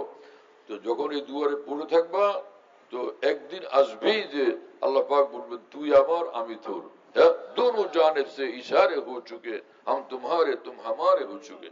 রব্বুল আলামিন বলে দিবেন যে দুয়ার ছাড়লি না, চল আমি তোমার তুমি আমার। আল্লাহ পাক কবুল করে নেবেন। যে হিম্মত করি সকল ইনশাআল্লাহ তাআলা, আল্লাহ তাআলা কবুল করেন। যাই হোক, অল্প বলবো তাতে কথা লম্বা হয়ে গেছে। হ্যাঁ, তো আমার ভাই আমলের মধ্যে মশগুল থাকে। হ্যাঁ, আর এই কথা এখানে আমাদের যে সভাপতি সাহেব শুনাইলেন যে এখানে এক জমানা পর্যন্ত পাপের কাজ হইতো, কিন্তু এই এলাকার মুসলমান ভাইয়েরা হিম্মত করছেন যে না, এ সকল পাপাচার আর অনাচার হইতে পারবে না, এখানে আল্লাহর দ্বীনের কথা হবে। এবং আলেম উলামা তৈরি হয় সেই জন্য মাদ্রাসা কায়েম করছেন। হাকিমুল উম্মত মাওলানা আশরাফ আলী থানভী রহমতুল্লাহ আলাইহি বলতেন যে যে এক সেনাবাহিনীর সেনা ছাউনিগুলো, সেনাবাহিনীর ক্যাম্পগুলো, সেনা ছাউনিগুলো দেশ রক্ষা করে, আর এক একটা মাদ্রাসা আল্লাহ পাকের দ্বীন রক্ষা করে। হ্যাঁ, এখন কিছু লোক লাগছে মাদ্রাসার বিরুদ্ধে, মাদ্রাসার বিরুদ্ধে কোন ছেমরিকে লাগাই দিচ্ছে, সে ভাষণ দেয়, ভিডিওতে ভাষণ দেয় সে কাউমি মাদ্রাসার বিরুদ্ধে, আবার কোন ছেমরাকে লাগাই দিচ্ছে সেও ভাষণ দেয় কাউমি মাদ্রাসার বিরুদ্ধে। আরে ভাই, যে মাওলানা জালাউদ্দিন রুমি রহমতুল্লাহ আলাইহি বলেন আকাশে যখন পূর্ণিমার চাঁদ উদয় হয় তো সারা পৃথিবীর কুত্তারা ওই প্রতিবাদ করে, এই তুই ওইখানে কি করিস, এই তুই কেন আসমানে উঠলি। সারা পৃথিবীতে কুত্তারা ঘেউ ঘেউ করতে থাকে, পূর্ণিমার চাঁদকে প্রতিবাদ করে, তুই ওখানে কি জন্য উঠলি। তো তাই বলে কি সে এই পূর্ণিমার চাঁদের আলো নষ্ট হয়, না সৌন্দর্য নষ্ট হয়, না ওর গতি মন্থর হয় অথবা গতি বন্ধ হয়, কোনোটা কিছু হয়। অনুরূপ ভাবে যেই দিনই প্রতিষ্ঠানগুলো থেকে হাফেজে কোরআন তৈরি হচ্ছে, হ্যাঁ, ওর সিনাটা 30 পারা কোরআনকে হেফাজতকারী, এত বড় দামি সিনা। কথা বুঝতেছেন প্রিয় বন্ধুরা, যে কোরআন নাজিল হওয়ার পরে সমস্ত আসমানি কিতাব, 104টা আসমানি কিতাব, সবগুলো কিতাব রহিত হয়ে গেছে একমাত্র কোরআন ছাড়া। কথা বুঝতেছেন প্রিয় বন্ধুরা, সেই কোরআনে কারীম যাদের সিনার ভিতরে, সেই সিনা কত দামি। হযরত মাওলানা শামসুল হক ফরিদপুর রহমাতুল্লাহ, গড়ডাঙ্গা মাদ্রাসার পাশে ওনার কবর, আপনারা ওনার নাম নিশ্চয়ই জানেন। তো উনি একদিন তার ছোট ছেলেকে জিজ্ঞেস করলেন যে রুহুল আমিন বলো তো, আমি বড় না তোমার বড় ভাই বড়। আপনারা শুনতেছেন প্রিয় বন্ধুরা, তুমি বড় না তো তোমার, আমি বড় না তোমার বড় ভাই বড়। তুমি আমাকে নিজে ঘটনা শুনেছেন। তা আমি বললাম যে আব্বাজি আপনি বড়। বললেন যে না না না, আমি বড় না, তোমার বড় ভাই আমার চেয়ে বড়, কারণ আমি কোরআনের হাফেজ না, তোমার বড় ভাই 30 পারা কোরআনের হাফেজ, 30 পারা কোরআন তার সিনাতে আছে। কথা বুঝতেছেন প্রিয় বন্ধুরা, সেই কোরআনের হাফেজ যে সকল মাদ্রাসায় তৈরি হয়, কারি তৈরি হয়, আলেমী দ্বীন তৈরি হয়, মুফতি তৈরি হয়, হ্যাঁ, এবং সে আল্লাহ পাকের পুরা দিন হলো কোরআন এবং মুহাম্মদুর রাসূলুল্লাহ সাল্লাল্লাহু আলাইহি ওয়াসাল্লামের সুন্নাহ। দ্বীনি মাদ্রাসাগুলো পৃথিবীর সর্বশ্রেষ্ঠ এই সম্পদ, সর্বশ্রেষ্ঠ জ্ঞানের ভান্ডার, আলোর ভান্ডার যে মাদ্রাসাগুলো ধরে রাখে, সেগুলোর বিরুদ্ধে তোমরা লাগছো মিয়া। তোমরা তওবা করো, আর না হলে নিঃসন্দেহে আল্লাহ পাকের গজব তোমাদেরকে ধ্বংস করে দিবে। তোমাদেরকে কারা লাগাইছে? নিশ্চয়ই তোমরা কারো এজেন্ট, কারো পয়সা খায় তোমরা এগুলো করতেছো। তোমরাও ধ্বংস হবে, তোমাদের এজেন্টরাও ধ্বংস হবে, কেউ রক্ষা পাবে না। আল্লাহর দ্বীনের ব্যাপারে গুস্তাখি বেয়াদবি শুরু করছো, তোমাদের চক্রান্ত ষড়যন্ত্রকে আল্লাহ পাক ধ্বংস করে দেন। হ্যাঁ, তোমাদেরকে আল্লাহ তওবা করার তৌফিক দেন, আর তওবা না থাকলে তোমরাও ইয়াদ রাখো, তোমরাও রক্ষা পাবে না, লাঞ্ছিত অপদস্থ হয়ে তোমরা ধ্বংস হয়ে যাবে। এই দ্বীনি প্রতিষ্ঠানগুলোর ভিতরে কোরআনে কারীমের হাফেজ তৈরি হয়, আলেমে দ্বীন তৈরি হয়, নায়েবে রাসূল তৈরি হয়। কথা বুঝতেছেন প্রিয় বন্ধুরা? হ্যাঁ, হযরত হাকিমুল উম্মত মাওলানা আশরাফ আলী থানভী রাহমাতুল্লাহ আলাইহি একটা ঘটনা বর্ণনা করছেন, আমি নিজে পড়ছি সেই ঘটনা। তো হযরত থানভী লিখছেন যে যে এক জায়গায় একটা এলাকায় নদীর ভাঙ্গন শুরু হয়েছে। কিছুদিন পরে হঠাৎ দেখা গেল ওই নদীর ভাঙ্গনে ওই এলাকাটা তো ভাঙতে ভাঙতে শেষ হয়ে যেতেছে, নদীতে বিলীন হচ্ছে। একদিন দেখা গেল যে নদীর মধ্যে দুইটা লাশ ভাসতেছে, কাফন পরানো অবস্থায়, সাদা কাফন পরানো অবস্থায়। মানুষজন দেখা নদীর পাড়ে ভিড় করতেছিল। ভাই, ঢেউয়ের ধাক্কায় ধাক্কায় লাশ দুইটা এদিকে আসতেছে, কিনারে কাছাকাছি আসতে তখন লোকেরা সেই লাশ দুটাকে তুলে নিয়ে আসছে। একদমই পুরা ওই কাফন পরা এদের শরীরে, দুজনের শরীরে, এবং একদমই সাদা কাফন। তো তারা উঠেছে, চেহারা খুলে কেউ চিনে না। ওই প্রজন্মের মানুষেরা চিনতে পারে না কেউ, নদীর পাড়ে যারা ভিড় করতেছিলেন। পরে তারা বললেন যে আমাদের এলাকার মুরব্বীরা কয়েকজন আছে, অনেক বয়োজ্যেষ্ঠ মানুষ, ওই মুরব্বীদেরকে ডাকি, তারা হয়তো চিনতে পারেন। মুরব্বীরা আসছেন, বড় বয়সের মুরব্বীরা আসছেন। আয়সা বললো যে আরে, এই যে নদী ভাঙতেছে যে এলাকা, ওই এলাকায় একটা কবরস্থান ছিল বড়, সেই কবরস্থানের এই দুইজন, ওখানে এদের দুইজনকে দাফন করা হয়েছিল। এরা দুজন হাফেজে কোরআন, দুইজন হাফেজে কোরআন। বলে যে বহু বছর আগে তাদেরকে দুজনকে দাফন করা হয়েছিল, কিন্তু তাদের দেহ, এই পুরা শরীর একদম অক্ষত, পুরা শরীর অক্ষত, এমনকি কাপড়ের কাপড়ের একটা সুতা পর্যন্ত নষ্ট হয়নি। তো এইভাবে তারা দুজন অক্ষত ছিলেন। তো একজনের কাপড়ের কাপড়টা বেশি ধবধবা, আর একজনেরটা একটু কম। তো উপস্থিত লোকেরা মুরব্বীদেরকে বললেন যে এইটা আবার এরকম হলো কেন, যে এই কাপড়টা বেশি একদমই গ্লেজিং, আরেকটার মধ্যে অতটা গ্লেজিং নাই, এইরকম পার্থক্য যে দেখলাম। আবার থাকলে দুজন হাফেজ, দুজনের একরকম থাকলো, দুই রকম হলো কেন? ওই মুরব্বীরা তখন বললো যে দেখো, যার কাপড়ের গ্লেজিং বেশি, চমকায় বেশি, ইনার আমল বেশি ভালো ছিল, উনি বেশি আমলওয়ালা ছিলেন। ইনিও ভালো মানুষ, হাফেজে কোরআন এবং আমল করতেন, কিন্তু উনার চেয়ে আমলের ক্ষেত্রে ইনি অগ্রগামী ছিলেন। তো তার কাপড়ের ভিতর পর্যন্ত সেই আমলের নূরের গ্লেজিং প্রকাশ পাইতেছিল, চমকাইতেছিল। কথা বুঝতেছেন প্রিয় বন্ধুরা? অনেক বড় আমাদের জন্য খুশির বিষয় যে 120 বছর পর্যন্ত এখানে আল্লাহর নাফরমানি চলতেছিল। পরে এলাকার মুসলমান ভাইদের মধ্যে দ্বীনি চেতনা যখন জাগ্রত হলো, তারা সেই অন্যায় কাজকে প্রতিহতই করেন নাই, বরং সেখানে কিয়ামত পর্যন্ত যেন আল্লাহর দ্বীন জিন্দা থাকে এবং সে ইলমে দ্বীন জিন্দা থাকে, হাফেজ কারি আলেমে দ্বীন তৈরি হয়, সেজন্য তারা একটা মাদ্রাসা প্রতিষ্ঠা করছেন। নিঃসন্দেহে এই মানুষদের মর্তবা আল্লাহর নিকট অনেক গুরুত্বপূর্ণ। হ্যাঁ, যে আদ-দাল্লু আলাল খায়রি কাফাইলিহি, রাসূল আকরাম সাল্লাল্লাহু আলাইহি ওয়াসাল্লাম বলছেন, কোন ভালো কাজের জন্য যারা পথ দেখান, তো ওই ভালো কাজ যারা করতে থাকবেন, যারা পথ দেখাইছেন, তারা সেটার পুরোপুরি সওয়াব পেয়ে যাবেন। অতএব এখানে যত আলেম তৈরি হবেন, হাফেজ কারি তৈরি হবেন, যারা এই প্রতিষ্ঠানের উদ্যোগ নিছেন এবং প্রতিষ্ঠান যারা নির্মাণ করছেন, বুনিয়াদ রাখছেন এবং পরিচালনা করছেন, তো তারা সকলে হাফেজ হওয়ার, কারি হওয়ার, আলেমে দ্বীন বানানোর পূর্ণ সওয়াব তারা পেয়ে যাবেন ইনশাআল্লাহ তাআলা। এবং উলামায়ে দ্বীনের সঙ্গে আল্লাহ কাল কিয়ামতে হাসর হবে ইনশাআল্লাহ তাআলা।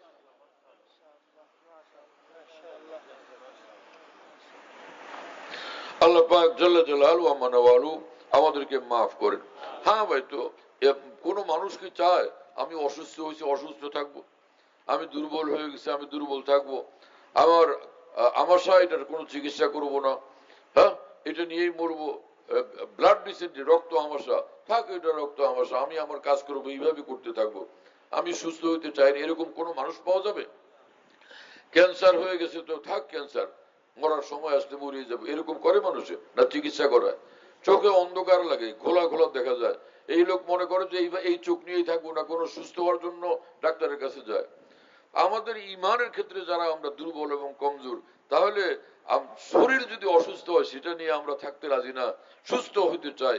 আমাদের ইমানি জিন্দিগির ক্ষেত্রে, ইসলামী জিন্দিগির ক্ষেত্রে আমরা যারা দুর্বল এবং কমজোর, আমরা কি এইটা নিয়েই থাকবো নাকি আমরা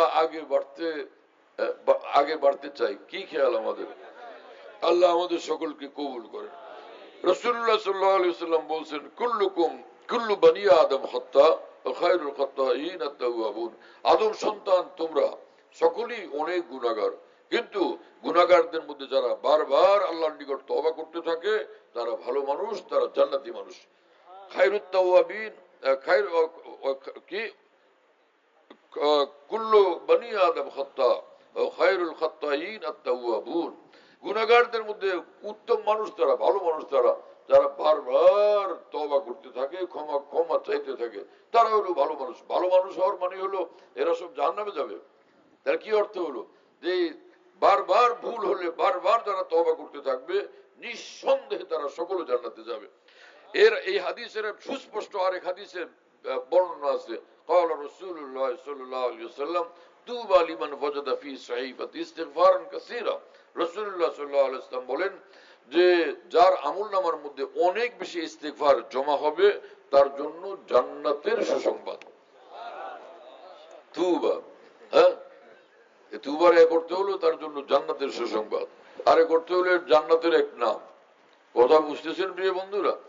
তাহলে আমরা বেশি বেশি ইস্তিগফার করতে থাকি, 5 ওয়াক্ত নামাজ আদায় করি, হালাল খাই, গুনাহ থেকে বাঁচি, ভুল ত্রুটি হলে তওবা করি, মাফ চাই, আর কোন মানুষের উপর জুলুম না করি, অত্যাচার না করি। হ্যাঁ, রাসূল আকরাম সাল্লাল্লাহু তাআলা আলাইহি ওয়াসাল্লাম বলেন, মান আকালা তাইয়িবান ওয়া আমিলা ফি সুন্নাতিন ওয়া আমিনান নাস বাওয়াইকাহু দাখালাল জান্নাহ। যে ব্যক্তি হালাল খায় এবং শরীয়ত মোতাবেক চলে, এখানে সুন্নাহ মানে শরীয়ত, এবং শরীয়ত মোতাবেক সে চলে, আর শরীয়ত মোতাবেক চলার অর্থ হলো সে ফরজ ওয়াজিব আদায় করে আর গুনার কাছ থেকে বিরত থাকে, গুনাহ হয়ে গেলে সে আল্লাহর নিকট তওবা করে মাফ চায়। এই হলো এই শরীয়ত মোতাবেক চলার অর্থ। পরিষ্কার বিষয় এটা। কথা বুঝতেছেন প্রিয় বন্ধুরা? এবং সব মানুষ তার জুলুম অত্যাচার থেকে নিরাপদ, তাহলে এই মানুষ নিঃসন্দেহে জান্নাতে প্রবেশ করবে, নিঃসন্দেহে জান্নাতে প্রবেশ করবে। এত সহজ জান্নাতে যাওয়া, যে হালাল খাওয়া আর আল্লাহর হুকুম যেটা ফরজ ওয়াজিব সুন্নতে মুআক্কাদা সেটাকে পালন করা এবং কোন মানুষের উপর জুলুম না করা, এই 3টা কাজ যে ব্যক্তি করবে নিঃসন্দেহে সে জান্নাতে প্রবেশ করবে। আল্লাহ 3ও আমল করার জন্য আমাদেরকে তৌফিক দেন, সমস্ত মুসলমানদেরকে তৌফিক দান করেন। তো কোরআনে কারীমে মহান রব্বুল আলামিন বলেন যে ইন্না নাহনু নাযালনা যিকরা ওয়া ইন্না লাহু লাহাফিজুন, যে কোরআন আমি নাযিল করছি। এই কোরআন বলতে আল কোরআন ইসমুন লিল নাজমি ওয়াল মানা জামিয়ান। হ্যাঁ, তো কি অর্থ হলো? এই কোরআন আমি নাযিল করছি, এর শব্দগুলো মানে এই শব্দ, কোরআনের শব্দগুলো এটা আমি হেফাজত করব এবং এর মর্ম আমি হেফাজত করব কিয়ামত পর্যন্ত। তা কোরআনের মর্ম কি? কোরআনের অর্থ উলামায়ে দ্বীন বয়ান করেন। যেমন কোরআনের যে মর্ম, একটা হলো ফিকহ এবং শরীয়তের আহকামে জাহিরা, একটা আহকামে বাতিনা। কথা বুঝতেছেন ভাইরা? তো কোরআনের হেফাজত করার জন্য মহান রব্বুল আলামিন দায়িত্ব নিয়েছেন। এজন্য কিয়ামত পর্যন্ত এই কোরআন এবং এই দ্বীন মাহফুজ থাকবে। তা আল্লাহ পাক নিজে কি আসবেন কোরআন শরীফ ছাপানোর জন্য? আল্লাহ পাক নিজে, কেউ যখন কোরআন শরীফ চালায় আল্লাহ নিয়ে যে আগলায় রাখবে, ধরে রাখবেন যে না না আমি দায়িত্ব নিয়েছি, আমি এটা চালাইতে দেব, এরকম করবেন না রব্বুল আলামিন। কোরআনের হেফাজত কিভাবে হবে? কোরআনের হেফাজত, দ্বীনের হেফাজত হবে উলামায়ে দ্বীনের দ্বারা। হ্যাঁ, সারা পৃথিবীতে উলামায়ে দ্বীনের দ্বারা কোরআন সুন্নাহর হেফাজত হচ্ছে। যে সারা পৃথিবীতে এত হাফেজ, আল্লাহু আকবার, সারা পৃথিবীতে রমজান মাস আসলে দেখা যায় যে আমরা তো হাফেজ না, কিন্তু সে হাফেজরা কোরআন তারাবিতে আমাদেরকে 30 পারা কোরআন শরীফ শুনাইয়া দেয়। কি সৌভাগ্যের কথা, আলহামদুলিল্লাহ। এবং সারা উলামায়ে দ্বীন বলেন যে সারা পৃথিবীতে কোরআন শরীফ যতগুলো ছাপানো অবস্থা আছে এই সবগুলো যদি ইসলামের দুশমনরা একদম জ্বালায় দেয়, কোনো একটা কপিও আর পৃথিবীতে না থাকে, তো তারপরে ওরা কোরআনকে ধ্বংস করতে পারবে না। কারণ সারা পৃথিবীতে লক্ষ লক্ষ কোটি কোটি হাফেজ এরকম আছে, এরা এক জায়গায় একত্রিত হয়ে বসলে 30 পারা কোরআন আবার তারা লিখতে পারবে একদম নিখুঁত ভাবে। কোনো একটাও বাদ যাবে না, কোন জের জবর পেশ কিচ্ছু বাদ যাবে না। এইভাবে তারা নিখুঁত ভাবে চূড়ান্ত একদম সম্পূর্ণরূপে নির্ভুল ভাবে আবার তারা এই কোরআনে পাক নতুন ভাবে ছাপতে সক্ষম। কথা বুঝতেছেন প্রিয় বন্ধুরা? এই যে উলামায়ে দ্বীনের মাধ্যমে আল্লাহর কোরআনের হেফাজত হচ্ছে, আল্লাহ পাকের দ্বীনের হেফাজত হচ্ছে। এখানে যে প্রতিষ্ঠানটা হলো, এলাকার মুসলমান ভাইরা যারা আপনার এই প্রতিষ্ঠানের সঙ্গে যুক্ত আছেন, জড়িত আছেন যে কোনো মাত্রায়, আপনারা মহব্বত করেন, আপনারা সমর্থন করেন, আপনারা যারা সহযোগিতা করেন, আপনারা যারা এটা পরিচালনা করেন, আপনারা সকলেই অনেক সৌভাগ্যবান। ইনশাআল্লাহ এই প্রতিষ্ঠানের বরকতে আল্লাহ তাআলা দুনিয়া আখিরাতে আপনাদেরকে অনেক বরকত দান করবেন, অনেক রহমত দান করবেন। ভারতের এক আলেমে দ্বীন ছিলেন মুহিউসুন্নাহ মাওলানা শাহ আবরারুল সাহেব রহমাতুল্লাহ আলাইহি। তিনি এই কথা বলছিলেন যে যখন কোনো জায়গায় কোরআনে পাক কোরআনের মাদ্রাসা করা হয়, কোরআন শরীফ সেখানে পড়া হয়, তো সেখানে আল্লাহ পাকের রহমত নাজিল হয় এবং সেই এলাকায় দূর দূর পর্যন্ত রহমত পৌঁছতে থাকে, রহমত ছড়াইতে থাকে। হাসনা হেনা যখন এক জায়গায় হয়, ওই গাছের সীমার মধ্যে গাছটা যতটুকু ওই জায়গায় সুগন্ধ থাকে না, দূর দূর পর্যন্ত সেটা পৌঁছতে থাকে, অনেক দূর থেকে পাওয়া যায় না। লক্ষ কোটি হাসনা হেনার চেয়ে এই আল্লাহ পাকের কোরআনের খুশবু আরো অনেক বেশি, অনেক বেশি, অনেক বেশি। যখন কোরআন কোন জায়গাতে তালিম করা হয়, কেউ পড়তেছে কেউ পড়াইতেছে, ওখানে আসমান থেকে আল্লাহ পাকের রহমত আসতে থাকে, দূর দূর পর্যন্ত আল্লাহ পাকের বন্দারা সেই কোরআনে পাকের রহমতের অংশীদার হতে থাকে। এলাকার সব ভাইয়েরা এই দ্বীনী প্রতিষ্ঠানের সঙ্গে যুক্ত থাকেন। ওনারা আমার ঢাকায় গেছিলেন আমার কাছে কয়েকবারই, তো ওনাদের কথাবার্তা শুনলাম, আমার ভীষণ ভালো লাগছে। এবং এই গ্রাম এলাকার মানুষ কিন্তু ওখানে গেছেন, তাদেরকে দেখলাম যে এত সুন্দর তাদের চিন্তা ভাবনা, চেতনা, উপলব্ধি, অনুভূতি এবং কথাবার্তা, আমি একটু ভীষণ ভাবে বিমুগ্ধ হয়েছি। আমি না, ওখানে খানকাতে যত মানুষ ছিলেন সকলে প্রশংসা করছেন। তো ওনারা কারা আসছেন? সে প্রতিষ্ঠানের যারা পরিচালক মন্ডলী, তো একটা প্রতিষ্ঠানের প্রতিনিধি হিসাবে তারা আসছেন। তাদের প্রতিনিধিত্ব অত্যন্ত আকর্ষণীয় এবং হৃদয়গ্রাহী ছিল, সকলকে বিমুগ্ধ করছে সেটা। তা আমি আশা করি এই যারা এই সকল মুরব্বিয়ানে ক্রাম আছেন এখানে প্রতিষ্ঠান পরিচালনার ক্ষেত্রে, আল্লাহর রহমতে তাদের দ্বারা প্রতিষ্ঠানের আরো উন্নতি অগ্রগতি হবে। এবং তাদের বড় বেকুলতা দেখলাম যে একজন ভালো আলেমী দ্বীন যদি এই প্রতিষ্ঠানের প্রিন্সিপাল হন, তাহলে আমাদের জন্য বড় খুশির বিষয় হয়। পরে আলহামদুলিল্লাহ মাওলানা মুফতি বেলাল সাহেব, মুফতি বেলাল সাহেব তিনি শহরে ছিলেন, কিন্তু শহর থেকে এই প্রতিষ্ঠানে ওনারা চাইলে পরে আসলেন, দেখলেন এবং দেখে উনি খুশি হলেন যে না, আমি এখানে পড়ে থাকবো। তো ওনারা এই মুফতি সাহেবকে পায়া অনেক খুশি হয়েছেন আলহামদুলিল্লাহ। এবং ভালো আলেম মুফতি বেলাল সাহেব। মাওলানা মুস্তাক ভাই, তোমাদের এলাকার তো কেসা ভালো আলেম না, সে ভালো আলেম, ইস্তেদাদ ভালো, আল্লাহ পাকের রহমতে আশা করি এই প্রতিষ্ঠানের এখন সার্বিক উন্নতি অগ্রগতি হইতেই থাকবে ইনশাআল্লাহ তাআলা। আল্লাহ পাক কবুল করেন এবং ইনশাআল্লাহ আমিও মাঝে মাঝে আসবো ইনশাআল্লাহ তাআলা। এবং ওই যে সভাপতি সাহেব যে উনি ঢাকা যখন গেলেন, তা আমি বললাম যে ভাই ওখানে গেলে তো বরিশাল ইত্যাদি আশপাশ থেকে খবর পাইলে দোস্ত আবার বন্ধু বান্ধবরা যারা মহব্বত করেন তারাও তো আইসে পড়বেন, আর আপনি প্রোগ্রাম করতেছেন রাত্রিবেলা, পরে কি হবে, সে মেহমানদারির কি উপায়? তো উনি বললেন যে ইনশাআল্লাহ কেউ না খাওয়া যাবে না। হাসতে হাসতে বললেন ইনশাআল্লাহ কেউ না খাওয়া যাবে না। কথা দারুণ সুন্দর বলেন। আল্লাহ তাআলা ওনাদের ইজ্জত সম্মান আরো বাড়ায় দেন, হ্যাঁ, ওনাদের মর্তবা আরো বাড়ায় দেন, আরো বেশি সুন্দরভাবে কাজ করার তৌফিক দেন এবং হায়াতে আল্লাহ বরকত দান করেন। বাস ওয়া আখিরু দাওয়ানা আলহামদুলিল্লাহি রাব্বিল আলামিন ওয়া সাল্লাল্লাহু আলা নবিয়্যিল কারীম। অনেক ভাইরা দূর দূরান্ত থেকে আসছেন বয়াত হওয়ার জন্য। হ্যাঁ হ্যাঁ বলো। অনেক ভাইরা দূর দূরান্ত থেকে আসছেন বয়াত হওয়ার জন্য, অনেক আগ্রহ পেশ করছেন অনেক সাথী ভাইরা। আমরা যারা বয়াত হওয়ার নিয়ত করছি আমরা সামনের দিকে আগে আসবো ইনশাআল্লাহ। দোয়ার পরে আমরা সামনের দিকে আগে আসবো। আর স্থানীয় ওলামায়ে কেরাম যিনারা আছেন বিভিন্ন মসজিদের ইমাম ও খতিব সাহেবগণ এই এলাকাতে মাদ্রাসা পার্শ্ববর্তী মসজিদে প্রত্যেক ইংরেজি মাসের তৃতীয় শুক্রবারে হযরতজির পরামর্শে ইসলাহি মজলিসের ব্যবস্থা হবে ইনশাআল্লাহ। হযরতজি যদি আমাদের কাছে অনুমতি দেন। হ্যাঁ ঠিক আছে। সময় কি? সময় বলে দাও।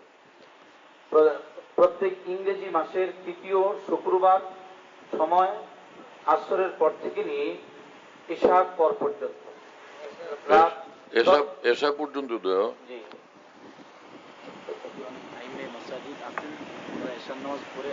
আচ্ছা আচ্ছা ঠিক আছে ঠিক আছে। আসরের পর থেকে নিয়ে 10টা পর্যন্ত ইনশাআল্লাহ। আসরের পরে তালিম হবে মালফুজাত থেকে। আমরা সবাই ইনশাআল্লাহ আসরের পরপরই আসার জন্য চেষ্টা করবেন ইনশাআল্লাহ। আর আমাদের সভাপতি সাহেব, যিনি অত্যন্ত পরিশ্রম করতেছেন এই প্রতিষ্ঠানের জন্য, খেয়ে না খেয়ে যিনি সর্বদা এই প্রতিষ্ঠানের জন্য অনেক মেহনত করতেছেন, অনেক চেষ্টা করতেছেন। আমরা দোয়া করব, হযরতজির কাছে আমরা দোয়া চাইব, আল্লাহ তাআলা যাতে ওনার নেক হায়াতের মধ্যে অনেক বারাকাত দান করে। আমাদের সভাপতি সাহেব এখন আপনাদেরকে দাওয়াত দিবেন, একটু আমরা চলো চলো সংক্ষেপ করো।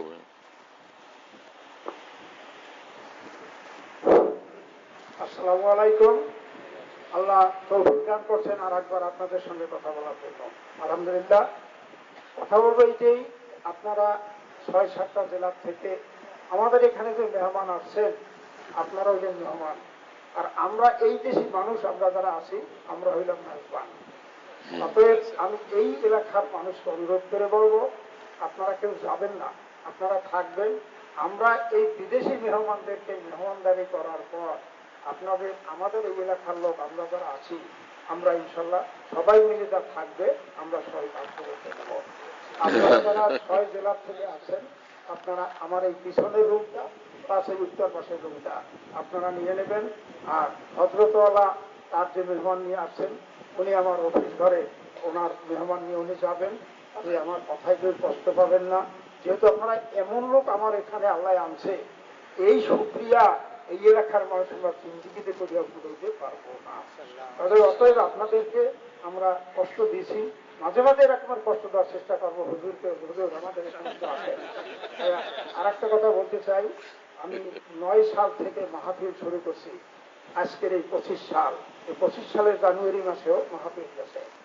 আমি আপনাদের সম্মুখে হুজুরের কাছে এই এলাকার মানুষের পক্ষ থেকে অনুরোধ করব, 26 সালের জানুয়ারি মাসে হুজুরের অনুমতি নিয়ে, আল্লাহ যদি ওনাকে বাসাই দিয়ে রাখে, উনি যেদিন ডেট করবে সেই জানুয়ারি মাসে, সেই দিন ওনার থেকে আমরা মাহফিলের ডেট নেব। আপনাদের সবাই অনুরোধ থাকবে, আপনাদের দাওয়াত দেব, আপনারা সবাই ইনশাআল্লাহ আসবেন।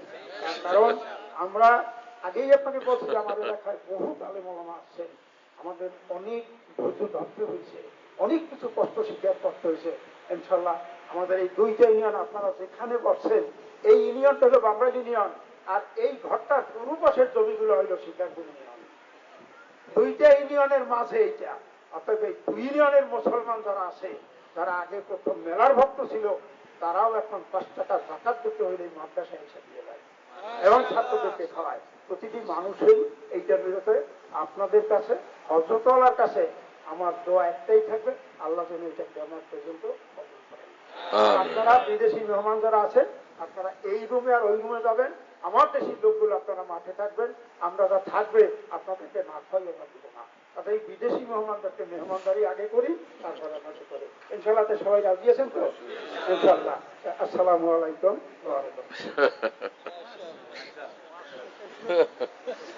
দোয়া করি না। আল্লাহু আকবার।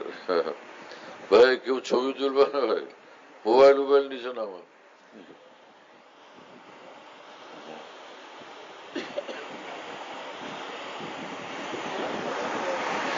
দোয়া করি সকলে ভাই। আলহামদুলিল্লাহ রাব্বিল আলামিন, والصلاة والسلام على سيد المرسلين وعلى آله وأصحابه أجمعين. اللهم صل على سيدنا ومولانا محمد وعلى آل سيدنا ومولانا محمد وبارك وسلم. اللهم صل على سيدنا محمد صلاة تنجينا بها من جميع الأهوال والآفات وتغزيلنا بها جميع الحاجات وتطهرنا بها من جميع السيئات وترفعنا بها عندك على الدرجات وتبلغنا بها أقصى الغايات من جميع الخيرات في الحياة وبعد الممات إنك على كل شيء قدير. اللهم اغفر لنا وارحمنا، اللهم عافنا واعف عنا، اللهم كن لنا وجعلنا لك، اللهم كل خير لكل مسلم ومسلمة. ربنا ظلمنا أنفسنا وإن لم تغفر لنا وترحمنا لنكونن من الخاسرين. اللهم ربنا آتنا في الدنيا حسنة وفي الآخرة حسنة وقنا عذاب النار. اللهم آت نفوسنا تقواها وزكها أنت خير من زكاها أنت وليها ومولاها. اللهم اجعلنا هداة مهتدين غير ضالين ولا مضلين، يا من لا تضره الذنوب ولا تنقصه المغفرة. هب لنا ما لا ينقصك واغفر لنا ما لا يضرك.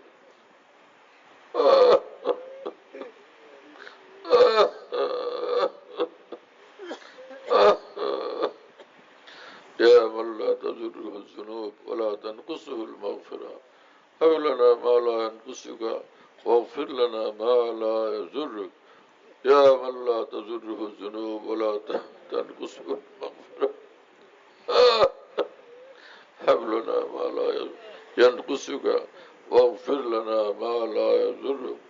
إلهي عبدك العاصي أتاك مقرا بالذنوب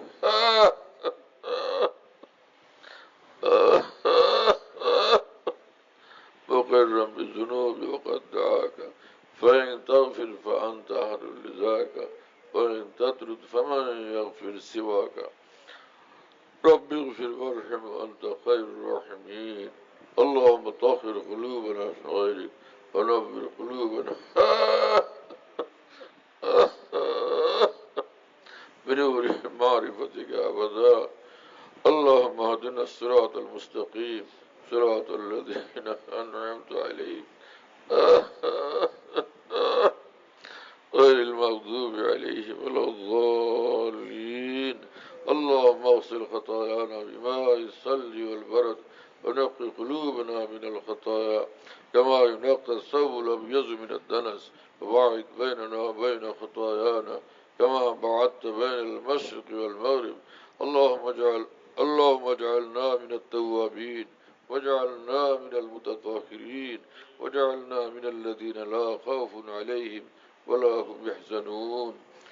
আল্লাহ আমাদের সকলকে মাফ করেন, আল্লাহ সমস্ত মুসলমানকে মাফ করে দেন, আল্লাহ আমাদের আপনজন প্রিয়জন সকলকে মাফ করে দেন, সব গুনাহ মাফ করে দেন, ছোট গুনাহ বড় গুনাহ জানা গুনাহ অজানা গুনাহ সব গুনাহ মাফ করে দেন, সমস্ত গুনাহ থেকে আমাদেরকে পাক ও সাফ করে দেন, আমাদের অন্তরকে কলুষ কালিমা থেকে মুক্ত পবিত্র করে দেন, অন্তরকে নূর দ্বারা পরিপূর্ণ করে দেন, আমাদের শিরায় শিরায় নূর দান করেন, অনুভূতি উপলব্ধিতে নূর দান করেন, চিন্তা চেতনায় নূর দান করেন, আমাদের দিন রাত 24 ঘন্টা আমাদেরকে নূর দান করেন, আপাত মস্তক আমাদেরকে নূরই নূর বানায় দেন, নূরওয়ালা আমল নূরওয়ালা জিন্দগি আমাদেরকে নসিব করেন, আপনার মহব্বত মারিফত আমাদেরকে দান করেন, আপনার জন্য বেচাইন বেকরার এক দিল আমাদেরকে নসিব করেন, আপনার মহব্বতের ব্যাকুলতা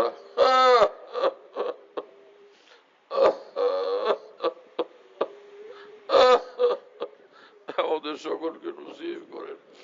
আল্লাহ মাছ যেরকম দরিয়ার গভীর এবং অথই পানি ছাড়া থাকতে পারে না, অনুরূপ ভাবে আপনার নূরের অথই দরিয়ার ভিতরে আপনি আমাদেরকে সব সময় ডুবায় রাখেন, আপনার নূরের সীমাহীন অথই দরিয়ার ভিতরে আপনি সব সময় আমাদেরকে ডুবায় রাখেন, সমস্ত কলুষ কালিমা অন্ধকার থেকে আমাদেরকে হেফাজত করেন এবং পবিত্র করেন। আল্লাহ আউলিয়া সিদ্দিকীনের মধ্যে আমাদেরকে শামিল করেন। আল্লাহ আমাদের সকলের নেক উদ্দেশ্য পুরা করেন, মুশকিল আসান করে দেন, পেরেশান এগুলো সব দূর করে দেন, সকলের নেক উদ্দেশ্য আপনি পুরা করে দেন, সকলের হায়াতে বরকত দান করেন, রিজিকে বরকত দান করেন, সম্মানবান সকলকে সম্মানিত করেন এবং সকলের সম্মান আরো বাড়াইয়া দেন। আল্লাহ আমরা আজকে যে প্রতিষ্ঠানে আসছি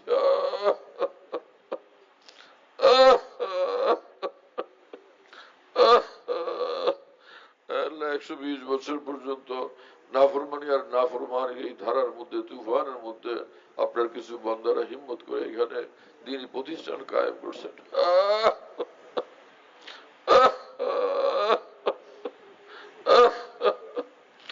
আল্লাহ যাদের মেহনতে, ফিকিরে, উদ্যোগে এবং যাদের ত্যাগ তিতিক্ষা কোরবানিতে এই প্রতিষ্ঠান কায়েম হচ্ছে, তাদেরকে দুনিয়া আখেরাতে সম্মানিত করেন, দুনিয়া আখেরাতে তাদেরকে মর্যাদাশীল করেন, তাদের সহযোগীদেরকে দুনিয়া আখেরাতে মর্যাদাশীল করেন। আয় আল্লাহ প্রতিষ্ঠানকে কিয়ামত পর্যন্তের জন্য কবুল করেন। এলাকার সমস্ত মুসলমান, পুরুষ নারী সমস্ত মুসলমানকে এই প্রতিষ্ঠানকে ভালোবাসার তৌফিক দান করেন, এই প্রতিষ্ঠানের সঙ্গে জুড়ে থাকার তৌফিক দান করেন, করো এই প্রতিষ্ঠানের খেদমত করার তৌফিক দান করেন।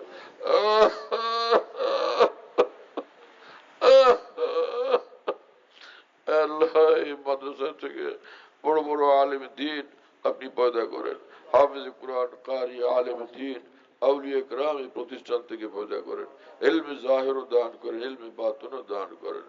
আপনার মহব্বত মারিফতের তালিম তরবিয়ত এখানে নসিব করেন।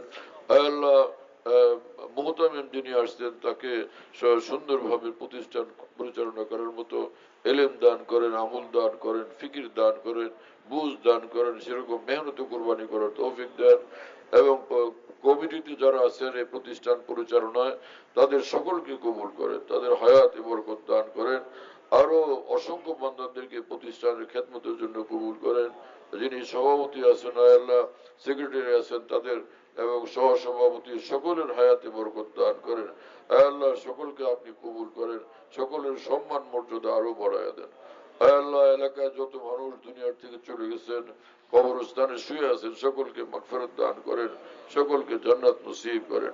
আল্লাহ আমাদের বাংলাদেশের উপরে সীমাহীন রহমত বরকত নূর নাজিল করেন।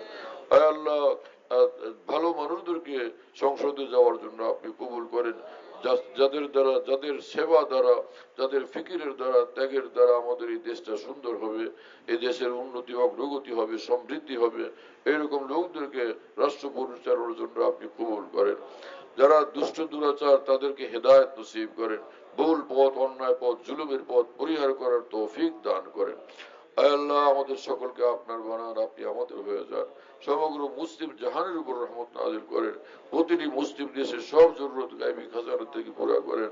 আল্লাহ 67 সালের যে ফিলিস্তিনের সীমানা, সেই সীমানা মোতাবেক আপনি ফিলিস্তিনকে শক্তিশালী এক মুসলিম রাষ্ট্র বানায় দেন। আল্লাহ ইসরায়েলের ইহুদিদেরকে আপনি হেদায়েত দেন। ওদের হেদায়েত না থাকলে আল্লাহ জুলুমবাজদেরকে আপনার আযাব ও গজব নিয়ে ধ্বংস করে দেন। আল্লাহ ওদেরকে আপনার আযাব ও গজব ও কহর দিয়ে ধ্বংস করে দেন। জমিন থেকে আপনি মুছে দেন, একদম নিশ্চিহ্ন করে দেন। ওদের সাহায্যকারীদের সাহায্যের সমস্ত রাস্তাঘাট আপনি বন্ধ করে দেন। দুনিয়ার যেখানে মুসলিম মুসলমান আছে, মুসলিম মুসলমানদেরকে আপনি সাহায্য করেন। আল্লাহ মুসলিম মুসলমানদেরকে আপনি সাহায্য করেন। আল্লাহ আপনি মুসলিম মুসলমানদেরকে সাহায্য করেন। জালেমদেরকে আপনি হেদায়েত দান করেন। যাদের ভাগ্যে হেদায়েত না, ওই জালেমদেরকে আপনি ধ্বংস করে দেন। আর সারা পৃথিবীতে যেখানে আবু জাহাল, আবু লাহাবরা আছে, আল্লাহ সমস্ত আবু জাহাল, আবু লাহাব, ফেরাউন ও নমরুদদেরকে আপনি ধ্বংস করে দেন, হালাক করে দেন, খতম করে দেন, নিশ্চিহ্ন করে দেন, নির্মূল করে দেন। আল্লাহ আমাদেরকে মাফ করেন, আমাদেরকে কবুল করেন, আমাদেরকে আপনার বানান, আপনি আমাদের হয়ে যান। আল্লাহুম্মা রাব্বানা তাকাব্বাল মিন্না। আল্লাহুম্মা রাব্বানা, আল্লাহ এই প্রতিষ্ঠানের যা কিছু জরুরত, সমস্ত জরুরত গায়বী খাজানা থেকে আপনি পুরো করে দেন। জায়গার দরকার জায়গা আরো আপনি বাড়ায় দেন, আরো সম্প্রসারিত করে দেন, এবং বিল্ডিং এর দরকার বিল্ডিং এরও আপনি ব্যবস্থা করে দেন। অর্থের দরকার, ফান্ডের দরকার, সবকিছু আপনার গায়বী খাজানা থেকে ইন্তজাম করে দেন। সব জরুরত আপনি পুরো করে দেন। আল্লাহুম্মা রাব্বানা তাকাব্বাল মিন্না ইন্নাকা আনতাস সামিউল আলিম وتب علينا إنك أنت التواب الرحيم. سبحان ربك رب العزة عما يصفون وسلام على المرسلين والحمد لله رب العالمين. صلى الله على النبي الكريم. যারা বয়াত হওয়ার জন্য, আমরা যারা বয়াত হব, আমরা সামনের দিকে আগে আসতে পারবো। যারা বয়াত হওয়ার আছে আমরা সামনের দিকে আগে আসি। অনেক ভাইরা বয়াত হওয়ার জন্য আগ্রহ পেশ করেছেন, মেহরবানি করে আপনার সামনের দিকে আগে আসুন। আল্লাহ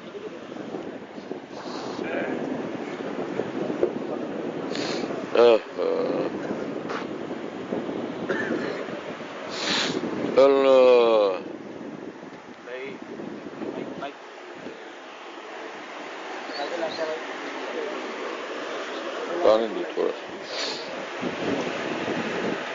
ঠিক আছে ঠিক আছে আল্লাহ বরিশাল, বরগুনা, পটুয়াখালী, মাদারীপুর, শরীয়তপুর, ভোলা, আমরা যে সাথীরা আসছি, আমরা পিছনের যে ঘরটা আছে পিছনের ঘরে মেহরবানি করে বসে গেলে ভালো। পিছনের ঘর কি আবার? পূর্ব পাশে, আমাদের পূর্ব পাশ এবং উত্তর পাশের ঘরে বসে গেলে ভালো হবে। মাদ্রাসার পূর্ব উত্তর পাশে বসতে ভালো হবে। দূরের জেলাগুলো থেকে আমরা যারা আসছি, স্থানীয় আমরা যারা আছি, আমরা এখানে বসি, সবাই এখানে বসতে ভালো হবে। ঠিক আছে, একটু বলা হয়েছে আগে। হ্যাঁ চলো ভাই ওগুলো দাও। এটার লগে না লাগবে ভাই, আর একটু দূর সরো, এর সঙ্গে লেগে যাবে। ধরছে সকলে?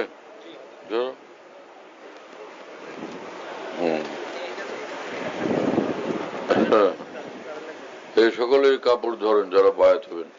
বায়াত হওয়ার পরে আপনারা এখানে একটু বসবেন এই 4-5 মিনিটের জন্য। তো আপনাদেরকে একটা কিতাব দেওয়া হবে, একটা ছোট পুস্তিকা, ওর ভিতরে কি কি আমল করবেন সেগুলো উল্লেখ করা আছে, জিকির এবং আমল, লা ইলাহা ইল্লাল্লাহ জিকির, আল্লাহ আল্লাহ জিকির এবং ইস্তেগফার এবং দুরূদ শরীফ, এই আমলগুলো লেখা আছে। লা ইলাহা ইল্লাল্লাহ প্রতিদিন 300 বার করেন, আল্লাহ আল্লাহ জিকির 300 বার, দুরূদ শরীফ 100 বার। আর যদি এতটুকু না করতে পারেন তো 200 বার করেন, তাও না হিম্মত হয় তো 100 বার করেন। লা ইলাহা ইল্লাল্লাহ 100 বার, আল্লাহ আল্লাহ জিকির 100 বার, দুরূদ শরীফ 100 বার, ইস্তেগফার 100 বার। আর এতটুকু যদি দুরূদ শরীফ এবং ইস্তেগফার করতে না পারেন তাহলে দুরূদ শরীফ 10 বার করেন, ইস্তেগফার 10 বার করেন, আর আল্লাহ আল্লাহ জিকির 100 বার, লা ইলাহা ইল্লাল্লাহ 100 বার। আল্লাহ তাআলা কবুল করেন, তৌফিক দান করেন। আর ফজরের নামাজের পর, মাগরিবের নামাজের পর কুল হুয়াল্লাহু শরীফ 3 বার, সূরা ফালাক 3 বার, সূরা নাস 3 বার পড়বেন। 5 ওয়াক্ত নামাজের পর সুবহানাল্লাহ 33 বার, আলহামদুলিল্লাহ 33 বার, আল্লাহু আকবার 34 বার। এই আমলটা শোয়ার সময় করবেন।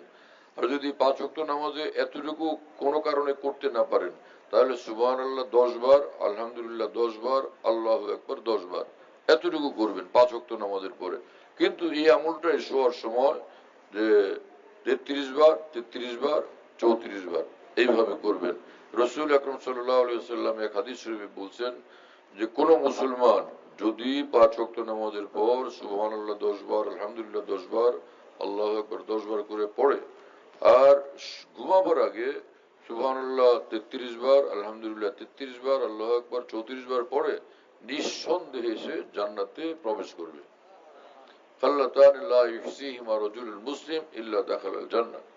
এই কথা বললে এই আমলটা রাসূলুল্লাহ সাল্লাল্লাহু আলাইহি ওয়াসাল্লাম বয়ান করছেন। আল্লাহ তাআলা কবুল করেন, তৌফিক দান করেন।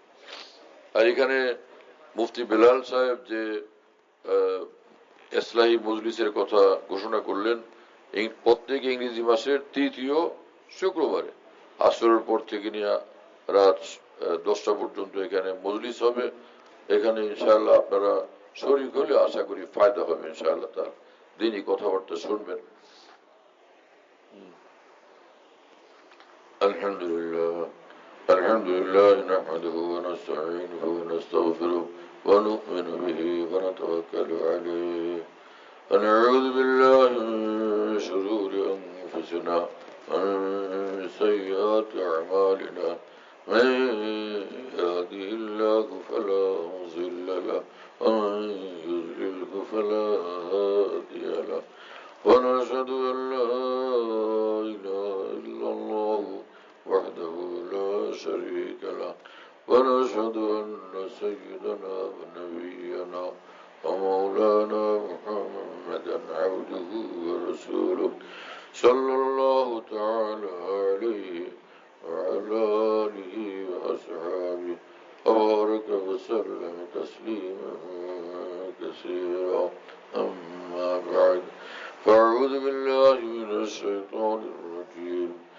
بسم الله الرحمن الرحيم يا أيها الذين آمنوا اتقوا الله وكونوا مع الصادقين وقال رسول الله صلى الله تعالى عليه وسلم المرء على دين خليله فلينظر أحدكم من يخالل বলেন আল্লাহ আমি তওবা করতেছি কুফর থেকে শিরক থেকে বেদাত থেকে तमाम ছোট বড় গুনাহ থেকে বিশেষ করে কুদৃষ্টি থেকে হিংসা থেকে গীবত ও জুলুম থেকে হে আল্লাহ আমি ওয়াদা করতেছি 5 ওয়াক্ত নামাজ জামাতের সাথে সুন্নত মোতাবেক আদায় করার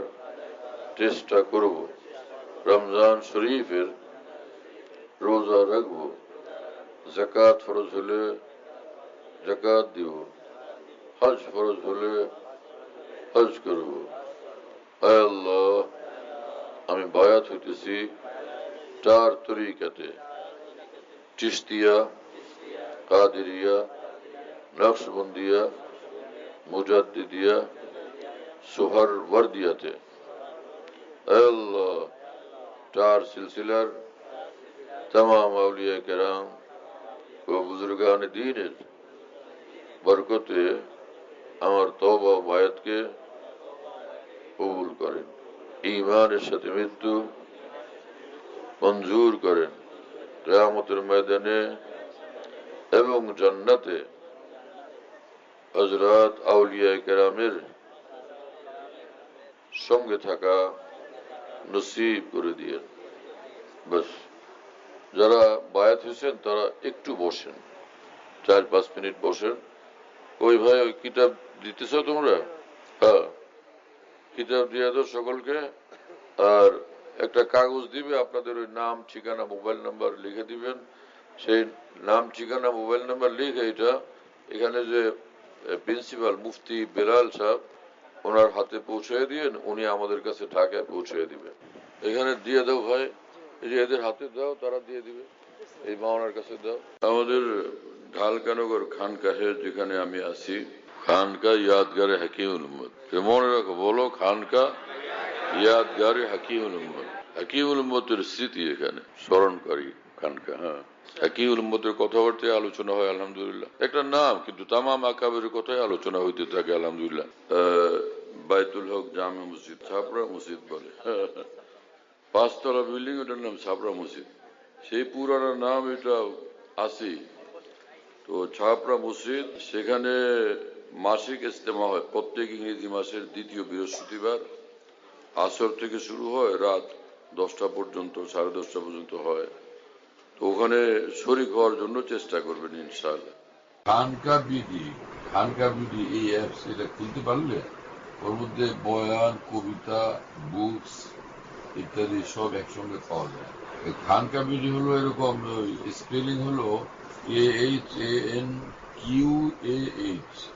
এর সঙ্গে লাগালাগি বিডি খানকা বিডি এই অ্যাপসটা খুললে ওর ভিতরে বয়ানগুলো পাওয়া যায় এটা ডাইরেক্ট শোনা যায় কি এবং ডাইরেক্ট শোনা যায় হযরতুল্লাহ দামাত বারাকাতুহুর বয়ান যেখানে বয়ান করেন সব বয়ান নেটের মাধ্যমে টেলিগ্রামের মাধ্যমে পাওয়া যাচ্ছে হযরতুল্লাহ দামাত বারাকাতুহু যখন বয়ান করেন বয়ানটা আমরা দেশ বিদেশ থেকে দুনিয়ার যে কোনো জায়গা থেকে আমরা পেতে পারি এই জন্য মুফতি শহীদুল ইসলাম হুজুরের নম্বরে যোগাযোগ করবেন 01715 80 18 69 80 18 69 01715 80 18 69 যাতে মনে থাকবে ইনশাআল্লাহ সবার 01715 80 18 69 বলো ভাই 01715 80 18 69 অনেক সোজা তো ভাই মাশাআল্লাহ অনেক সোজা করে দিছে